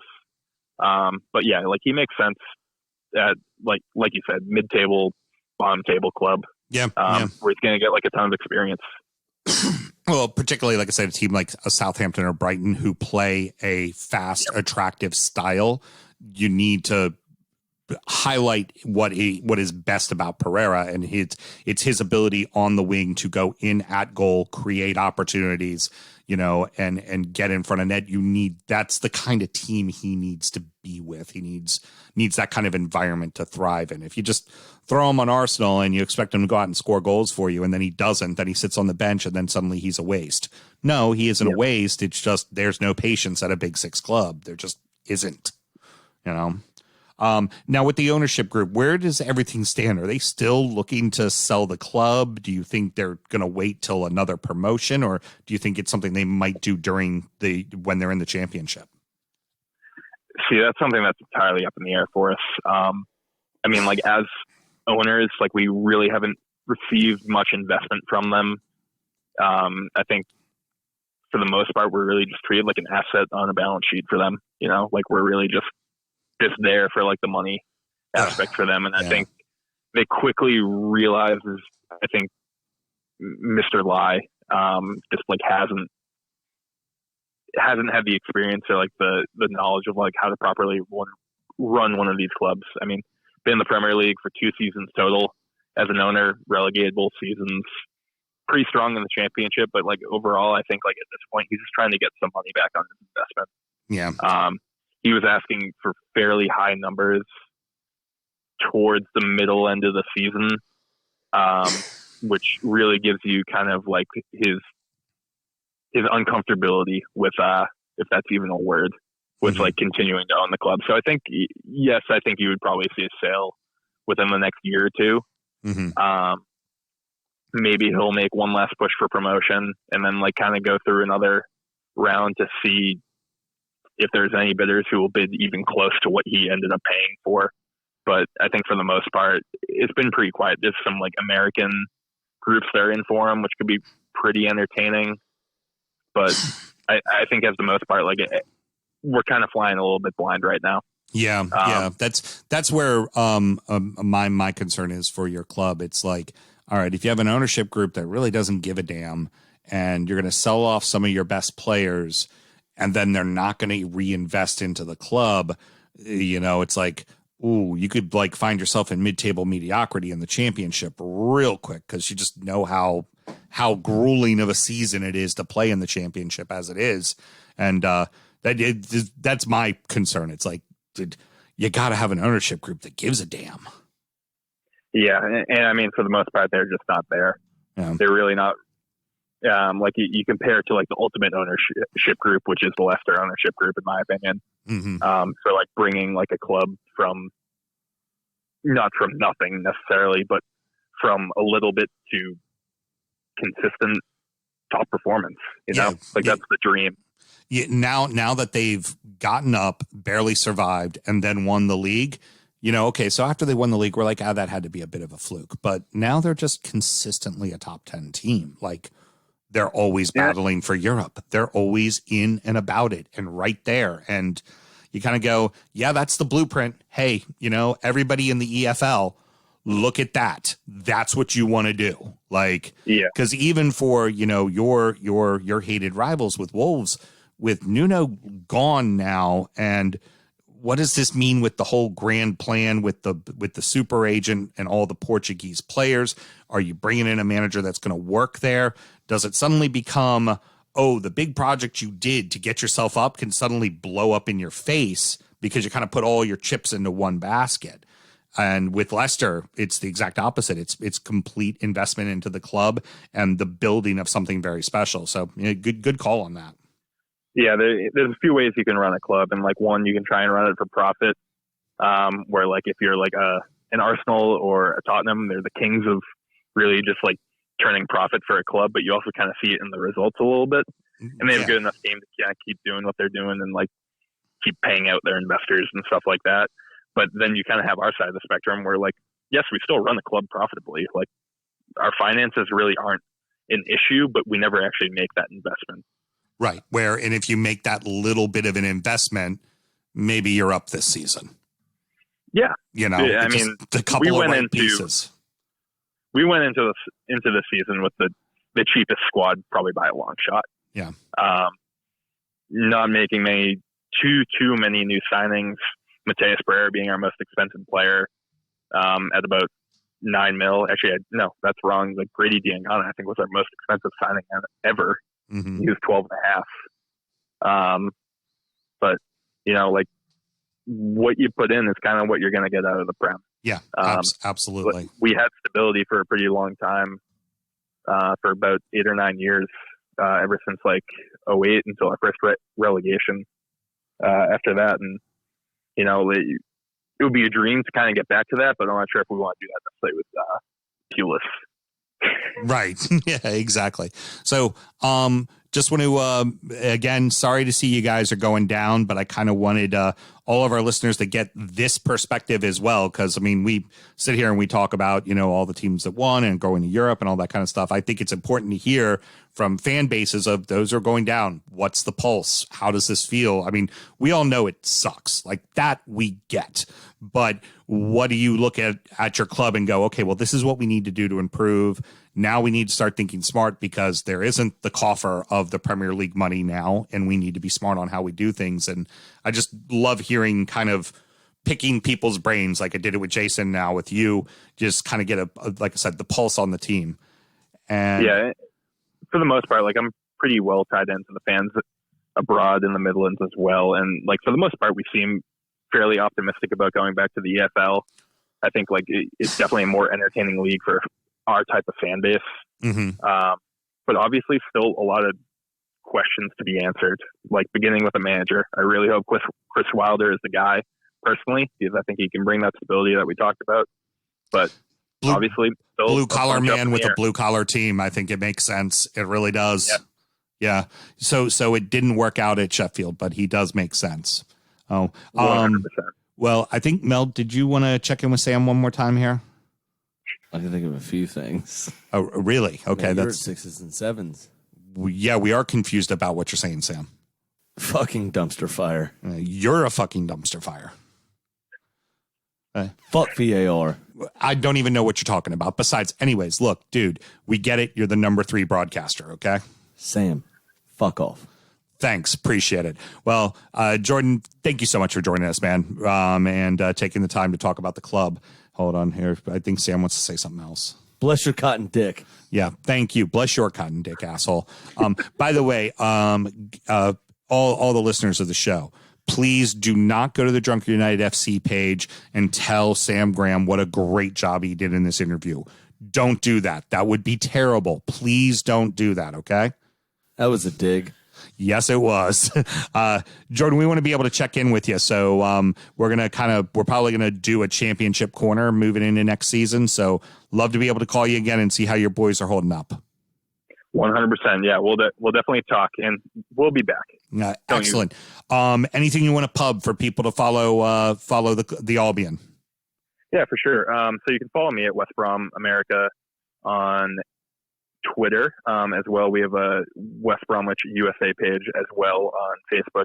Great way to connect with your stateside baggies, as well as connect with some overseas ones as well. Excellent. Sounds great. Thanks again for the time, brother. Appreciate it. Thank you. Have a good one. You too now. Bye.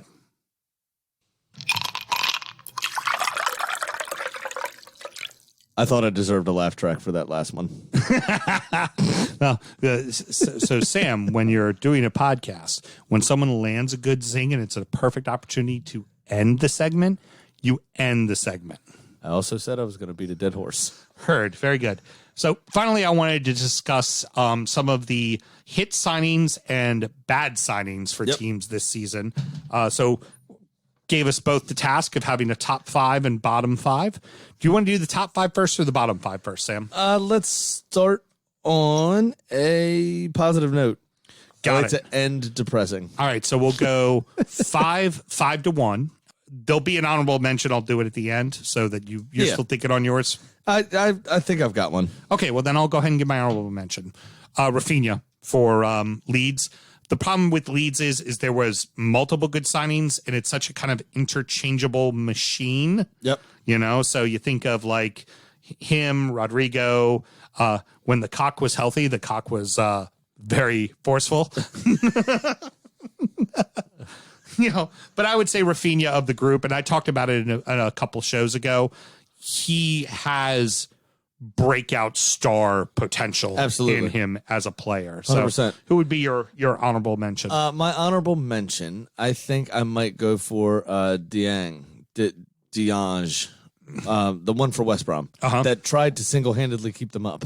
Yeah, tried to score. Well, he created a ton for Pereira first and was always dangerous when he came in. And then who doesn't love a player with blue hair? Yeah. It's fantastic. Fabulous. All right, so my number 5 was Ben Godfrey for Everton. You think when your offseason consists of signing Alan Decore and James Rodriguez, Ben Godfrey would be the best fucking signing. That it got criticized on the on transfer deadline day because we signed him for $25 million more than the other 3. He was fucking phenomenal. It was great this season. Yeah, you're absolutely right. He played every position on the back 4, hard on the tackles. I mean, just what is an Evertonian? Ben fucking Godfrey is an Evertonian. Like, he fit right the fuck in. I thought he was fantastic signing for them. Yeah. So my number 5 would be Callum Wilson. I don't think Newcastle would have done what they did without his goals, period. He did exactly what he was signed to do. Yep. Score fucking goals. What did he do? Scored fucking goals. He scored goals. I think he finished the season with 13, 14, something like that. Fucking scored goals. in my opinion, not single-handedly, because Maximon helped out. Yeah. Almiron helped out. Would have scored more if he was healthier too. Absolutely. He would easily have been 18, 19. He would have been a Danny Ings type player if he was healthy the entire season. Mm-hmm. Yeah. Couldn't agree more. Good call. My number 4, unfortunately, now out for the entire next year. And the key point of fucking Crystal Palace, Eze. Yep. He was everything that they build him as. Yeah, he did. He had a lot of hockey assists. I think he went kind of underappreciated in the media, very much so. He had a lot of pass before the pass stuff, but he did a lot to unlock defenses for Crystal Palace. His billing coming in from QPR is this guy bosses the fucking middle of the pitch. Yep. That guy bosses the middle of the fucking pitch. But the other thing is they stuck him out wide a lot too, and he was still playing very well. Even playing against top fucking 6 teams. He bossed the fucking field, man. He was 1,000% what they build him as, and he was fantastic. And the injury is unfortunate. I look forward to seeing this player grow and develop because fuck me, was he good. Who's your number 4? My number 4 was Gabriel, the Arsenal center back. Did a great job. Turned Arsenal into a, obviously our record didn't really show it, but we had the 3rd tightest defense in England. Injuries hurts him. I don't have him on my list because of injuries. Part of the problem is we didn't have, for whatever reason, which is never normally something you can throw at us, we didn't have a goal scorer, or we would have had a much better record. Agreed. But he shored up the defense. He was a great signing, a real general back there that organized and figured everything out. Also fair because you're an Arsenal supporter, I'm an Everton supporter. We both threw in a defender that came from our clubs. So if we were neutrals, one of us might have recognized the other one before our own, but our own bias made us go, absolutely, I thought of my guy. 100%. All right, so let you go first this time. Who's your number 3? Number 3 was a loan signing that, besides Callum Wilson, and actually, I can't believe I'm saying this about fucking Newcastle, but almost single-handedly kept them up because Callum Wilson was injured, is Joe Willock. Joe equaled Alan Shearer's record. 6 in his last 6 or 7 in his last 7? 7 in his last 7. Yeah. And they're technically broken up because the Arsenal game, but he didn't play. Not allowed to play. Because he couldn't play, right? He wasn't allowed to play. So the 7 consecutive games that he played in, he scored in. And oftentimes it was the first goal or the go-ahead goal. Right. So he won Newcastle, I think probably 6 out of those 7. I think one of them he added the insurance late on. But he won the game for Newcastle 6 out of 7 times. My number 3, Ollie Watkins. How many times do you see a big goal scorer in the championship come up to the Premier League and do fuck all? And actually do it, yeah. Ollie fucking did it. Yep. Ollie settled right in like he fucking belongs here. Yep. Looking forward to seeing what he's going to do. Represented England now, too. I mean, he's shooting for the moon, man. That's awesome. Who's your number 2? My number 2 is Danny Welbeck. I think he actually brought Brighton the goals they needed to stay up because they were in a bad way. Yeah, until there was up until about a month and a half ago, they were right on the razor's edge of possibly going down. They were fucking flailing. And he got goals when they desperately needed them. Yep. Very and true. I think you'll see him start next season for them. Very good. I like that one. My number 2, guy who gave you a fuck ton of fantasy points, Thomas fucking Souček. Now, granted, he was a loan spell from last season. It was hard to not include him. But this season, granted, Declan Rice is the straw that stirs the drink for that team, right? He's the one that holds everything down. But Souček played this hybrid of box-to-box / defensive midfielder because when you're playing under a David Moyes system or hell, even just a West Ham team, Freudian slip, my apologies, everybody, for saying that. A West Ham team, Souček still has to have a lot of defensive responsibility. He kept up with that. And scored fucking goals. And got goals, yeah. And got the ball up fucking pitch. Like, he was fantastic. And he was the season before. Yep. West Ham had to buy him. It was kind of the loan with obligation to buy kind of thing. And he was a fucking rock star this season. Yeah, absolutely. All right, so you did your number 2 already. Give us your number 1. My number 1 was another loan signing. Okay. Jesse Lingard. He changed everything for He him. changed West Ham completely. He made them dangerous. Where before they kind of, oh shit, I found myself in front of goal and scored. Well, especially at a Jesse time Lingard. Oh yeah. when Antonio was also getting hurt a lot, so you needed someone. He came to up get you with those goals. He fucking came goals. up with assists. He came up with time wasting. He came up with a couple of tackles actually that they needed at crucial moments. Jesse Lingard did fucking everything for that team, and it was brilliant. Did everything for my fantasy team as well. It was fucking fantastic. Well, between him and Souček, yeah, He was awesome. Everybody wants to say me trading you Aubameyang is why you won. No. No, it's Souček and Lingard. It's Souček and Lingard is why you fucking won. Absolutely. Because you were sitting in 6th place and Lingard made it through the waivers all the way to you in 6th place. Yep. Like, that's why you won the fucking fantasy league. You know, Sam, it takes foresight, mental fortitude to not, when people ridicule you, to stand by your decision. And I couldn't be more proud. And when someone pays you a compliment, just fucking take it. My number one would be, and I hate to say it because it's the rich getting richer, Ruben fucking Diaz. Yeah, it was hard to not put him in mine as well. That team, it's the same fucking team that played last year, but they conceded cheap, shitty, terrible goals. Ruben Diaz, once he got bedded in, he had his troubles leading up until about the early part of December. But then they went on that run. And when they went on that run, it wasn't that they were beating the shit out of people. Nobody was scoring on them. Right. And why was nobody scoring on them? Ruben fucking Diaz. Oh, yeah. That's why. It made John Stones look like one of the best defenders in the world. He made people around him look better. Suddenly Stones is back in the lineup again. Fucking Laporte looks fantastic. I mean, he was everything. He really was. City wins the title because of that signing. That simply put, they won the title because they signed Ruben Diaz. Yeah, I can't disagree with that at all. And I think even if Liverpool was healthy, City still wins the title because they signed Ruben Diaz. Like, they stopped being scored on. You can't lose if you don't get scored on. Right. They never got scored on. Like, it's just insanity. Like that Newcastle 3-goal game was after they had already won the league. But up until that point, like that run where they won something like 22 or 23 in a row, they might have given up a collective like 5 or 6 goals. Right. It was fucking insanity. It was nuts. Yeah. I mean, every game was 1-2 nothing, 1-2 And we're all kind of going, but they're not winning convincingly. Yeah, but nobody's scoring. Nobody scored. On yeah. them No, you're absolutely right. Can't argue with that. Let's get into the worst 5. We'll start from bottom to top. I'll go first. Matt Daughtry, he did fuck all for Spurs. That's a good shout. I forgot about that. Yeah, that was terrible. Who's your number 5? This we're going to do quick because it's Ryan not worth. Brewster. Yeah. Who did fuck all for Sheffield United. He's on mine. Slightly higher. My number 4, Branislav Ivanovic. Big Sam brings him in because it's a Big Sam move.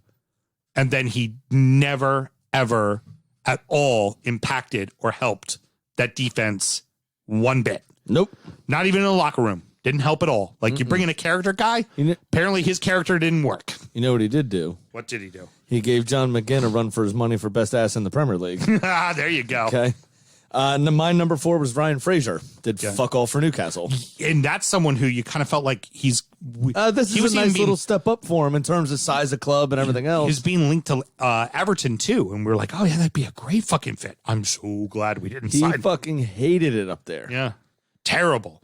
Who's your number 3? We'll let you go now. Well, scoring the goal the final day of the season or whatever. Was it the final day of the season? Or was it next to last week? Willian. Is the only reason he made it up to 3 was that one free kick because he did fuck all for Arsenal. He had 3 assists the first game of the season. I was like, this is going to be brilliant. Fuck yeah. Then he did nothing for 37 games and some European stuff. You looked at that Then guy, he scored in the last game of the season, and it was like, oh, brilliant. You looked Thank at that you so signing, much. and it was like, $200 grand a week. Like, you know what? That's actually, you got him on the free. He's going to be expensive, but he's exactly the guy that fits your system. Did fuck all. Yeah, so when you were bitching about Gylfi earlier when we were doing the Patreon videos, you were bitching about Gylfi and his wages. Yeah, we're paying $50,000 more a week for Willian. Your guy at least does have stats. Would you like Gylfi? Take him, please. I beg of you. Our guy does not have stats. My number 3, not at any fault of his own, but it was a desperation move. Willian Jose for Wolves. Yeah. Scored 1 goal. Honestly, It's an important goal, though, honestly. should have just kept the kid out there. Yep. Should have just let Fabio Silva keep playing. Like, let the kid fucking work through it. There's no shame in it. If you're not, you're not going down. You were know already you're staying safe. up. That was the weird part, is they were already safe. Let the fucking kid play. And he was just kind of why'd you do that? So who's your number 2, Sammy? My number 2 is also partly by no fault of his own, is Diangana. He was hurt for a bit, but he also did not really do the things that West Ham promised West Brom he would do when they then wrote a check for $40 million. He did it for him while on loan, and he did it at the start of the season. I think Diangana is a victim of Big Sam. He's not a Big Sam style guy. Well, he was hurt for a bit as well. Yeah, and I think he really got fucked off because of that. I just didn't see much out of him, honestly. That's a player that was touted to be able to change West Brom's midfield. And It was supposed to be him and Pereira did it.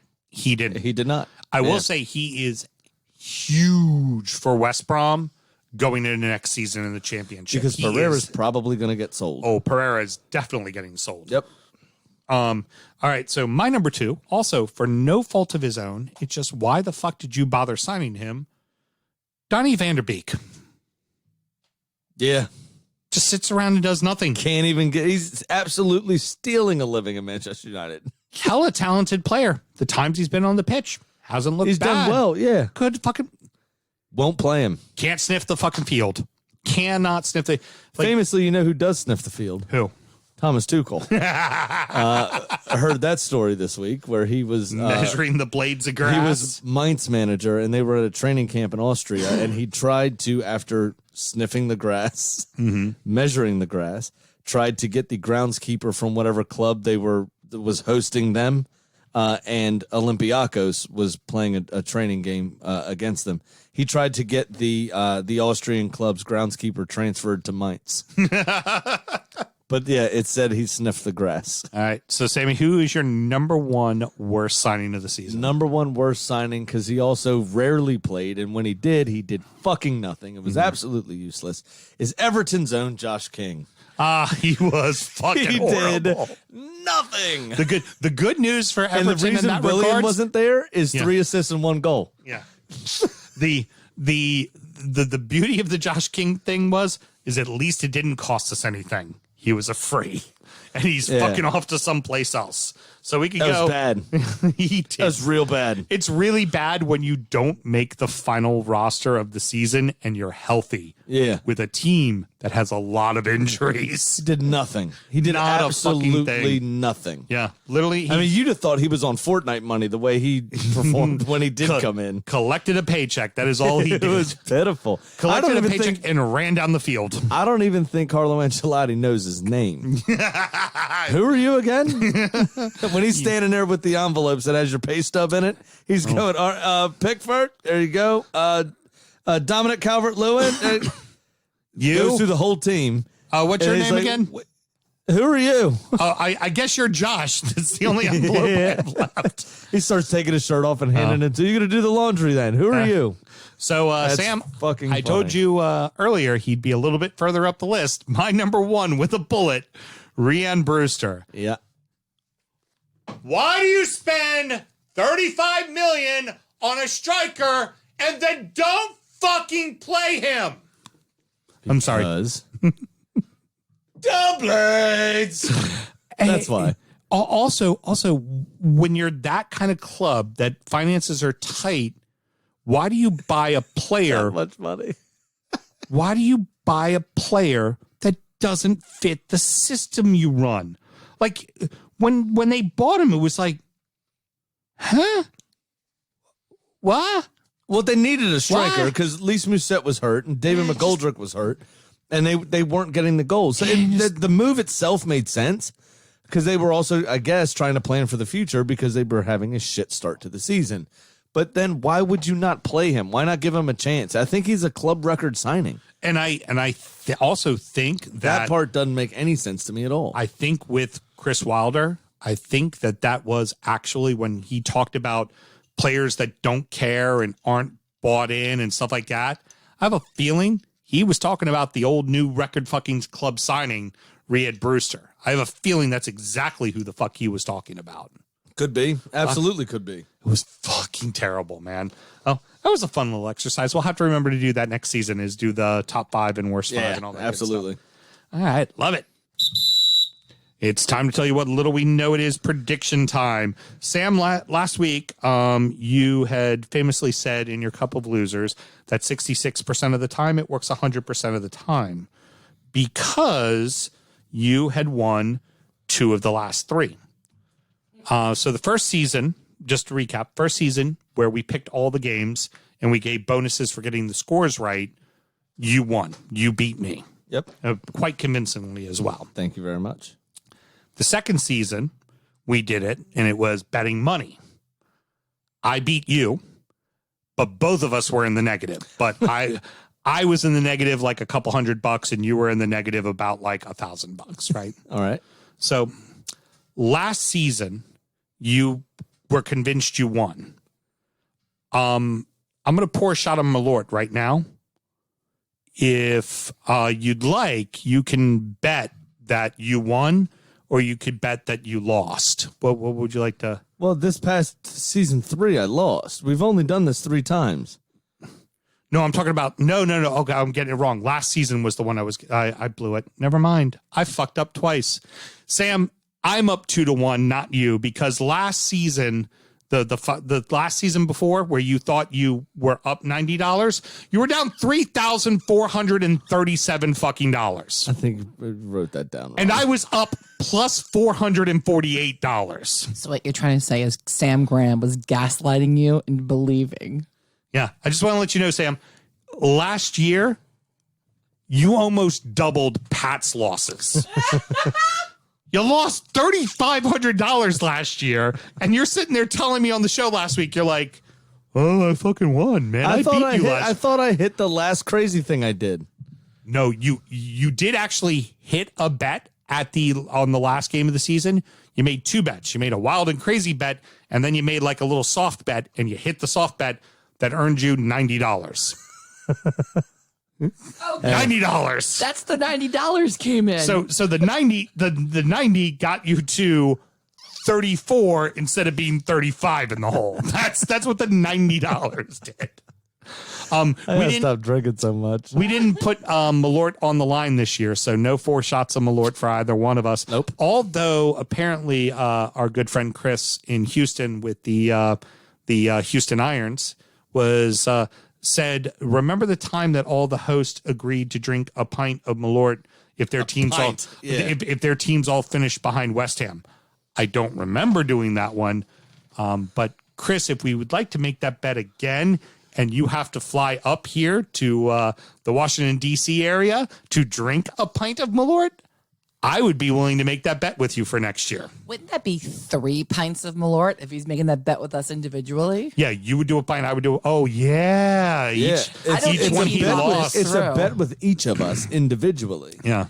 And he needs to get his money's worth for a $600 round trip flight from Houston to here for Malort. So it'd be cheaper for him to get to Chicago, to be honest. So Chris, I want you to just dissect that, chew it on it all, and just let it be known right now, before those two even speak, I will take that bet because I can take a pint glass, put it on ice, and sip on a fucking pint glass of Malort for an entire show. Hey, ask me if I want to do it. Nope, I'm out.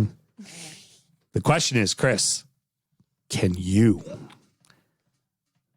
I mean, I'd like to punish myself. I'm in. Yes! I'm in. Nope. Can you do 2 pint glasses of Malort, Chris? I'm in. This is where we're leaving for you.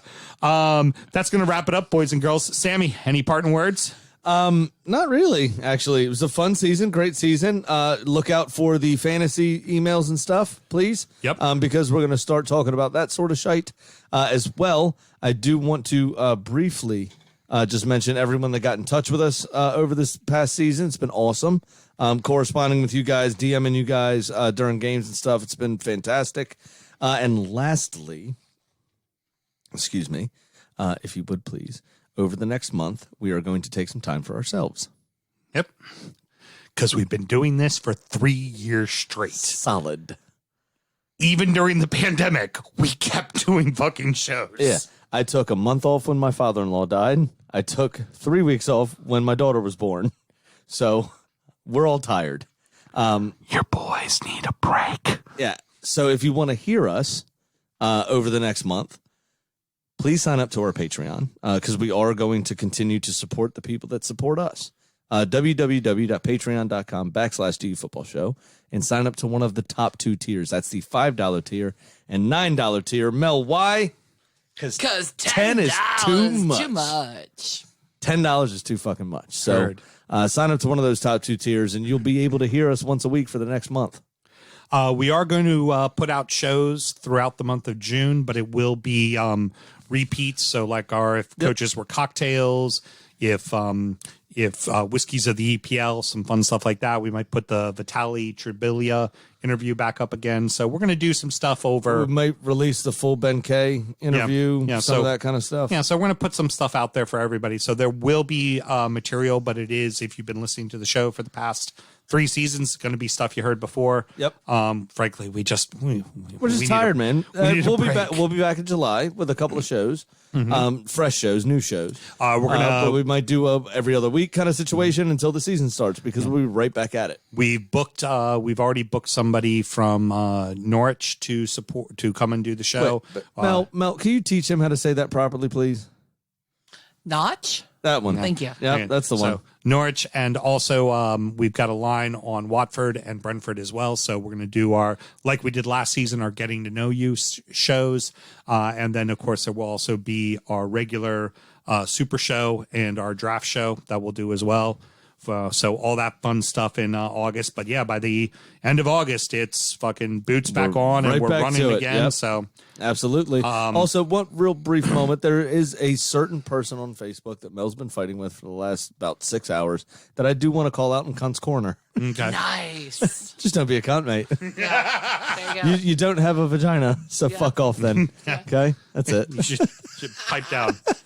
No vagina, no opinion. She's There we frantically go. typing over there. I was like, she can't be harvesting strawberries. So She's definitely fighting with that guy again. I think he deserves a mensch. all right. So next up is our injury time show where we're going to recap all the playoff games and the new promotion game for Brentford. Absolutely. Congratulations. Talk about the Champions League and then talk about Europa. Hold on. I can recap that. Yes. Okay. That pretty much wraps up our Europa talk. That's it. And third time's a charm, Sam. www.patreon.com/DUfootballshow to find all of that extra fun shit. He can't say he's the third best host in the state of Maryland, but he sure as hell can fucking nail the plug. Listen, let me tell you something. You're a good whore. I'm the third best host in Maryland. First best whore. Okay? You are. First best whore. You're a good whore, Sammy. You're a good whore. Got my polka dot dress and the rouge because the guys like that. Congratulations on a great season, Sammy. You too, sir. We won a fucking award, mate. We won an award. See you soon, guys. Born in the land of Bowie, Maryland. Bred to be a fan of fucking Everton. Punch you in the eye and drink your rye. Sam Houston. Sam Houston. Arsenal fans have another Sam. AKA the fucking Gooner Graham. Smell the malort. Look straight in shorts. Sam Grammy. Sam Graham. Brooklyn United!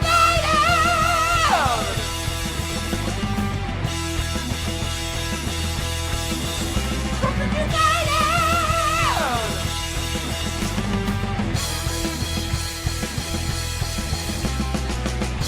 Hit the fucking mute button!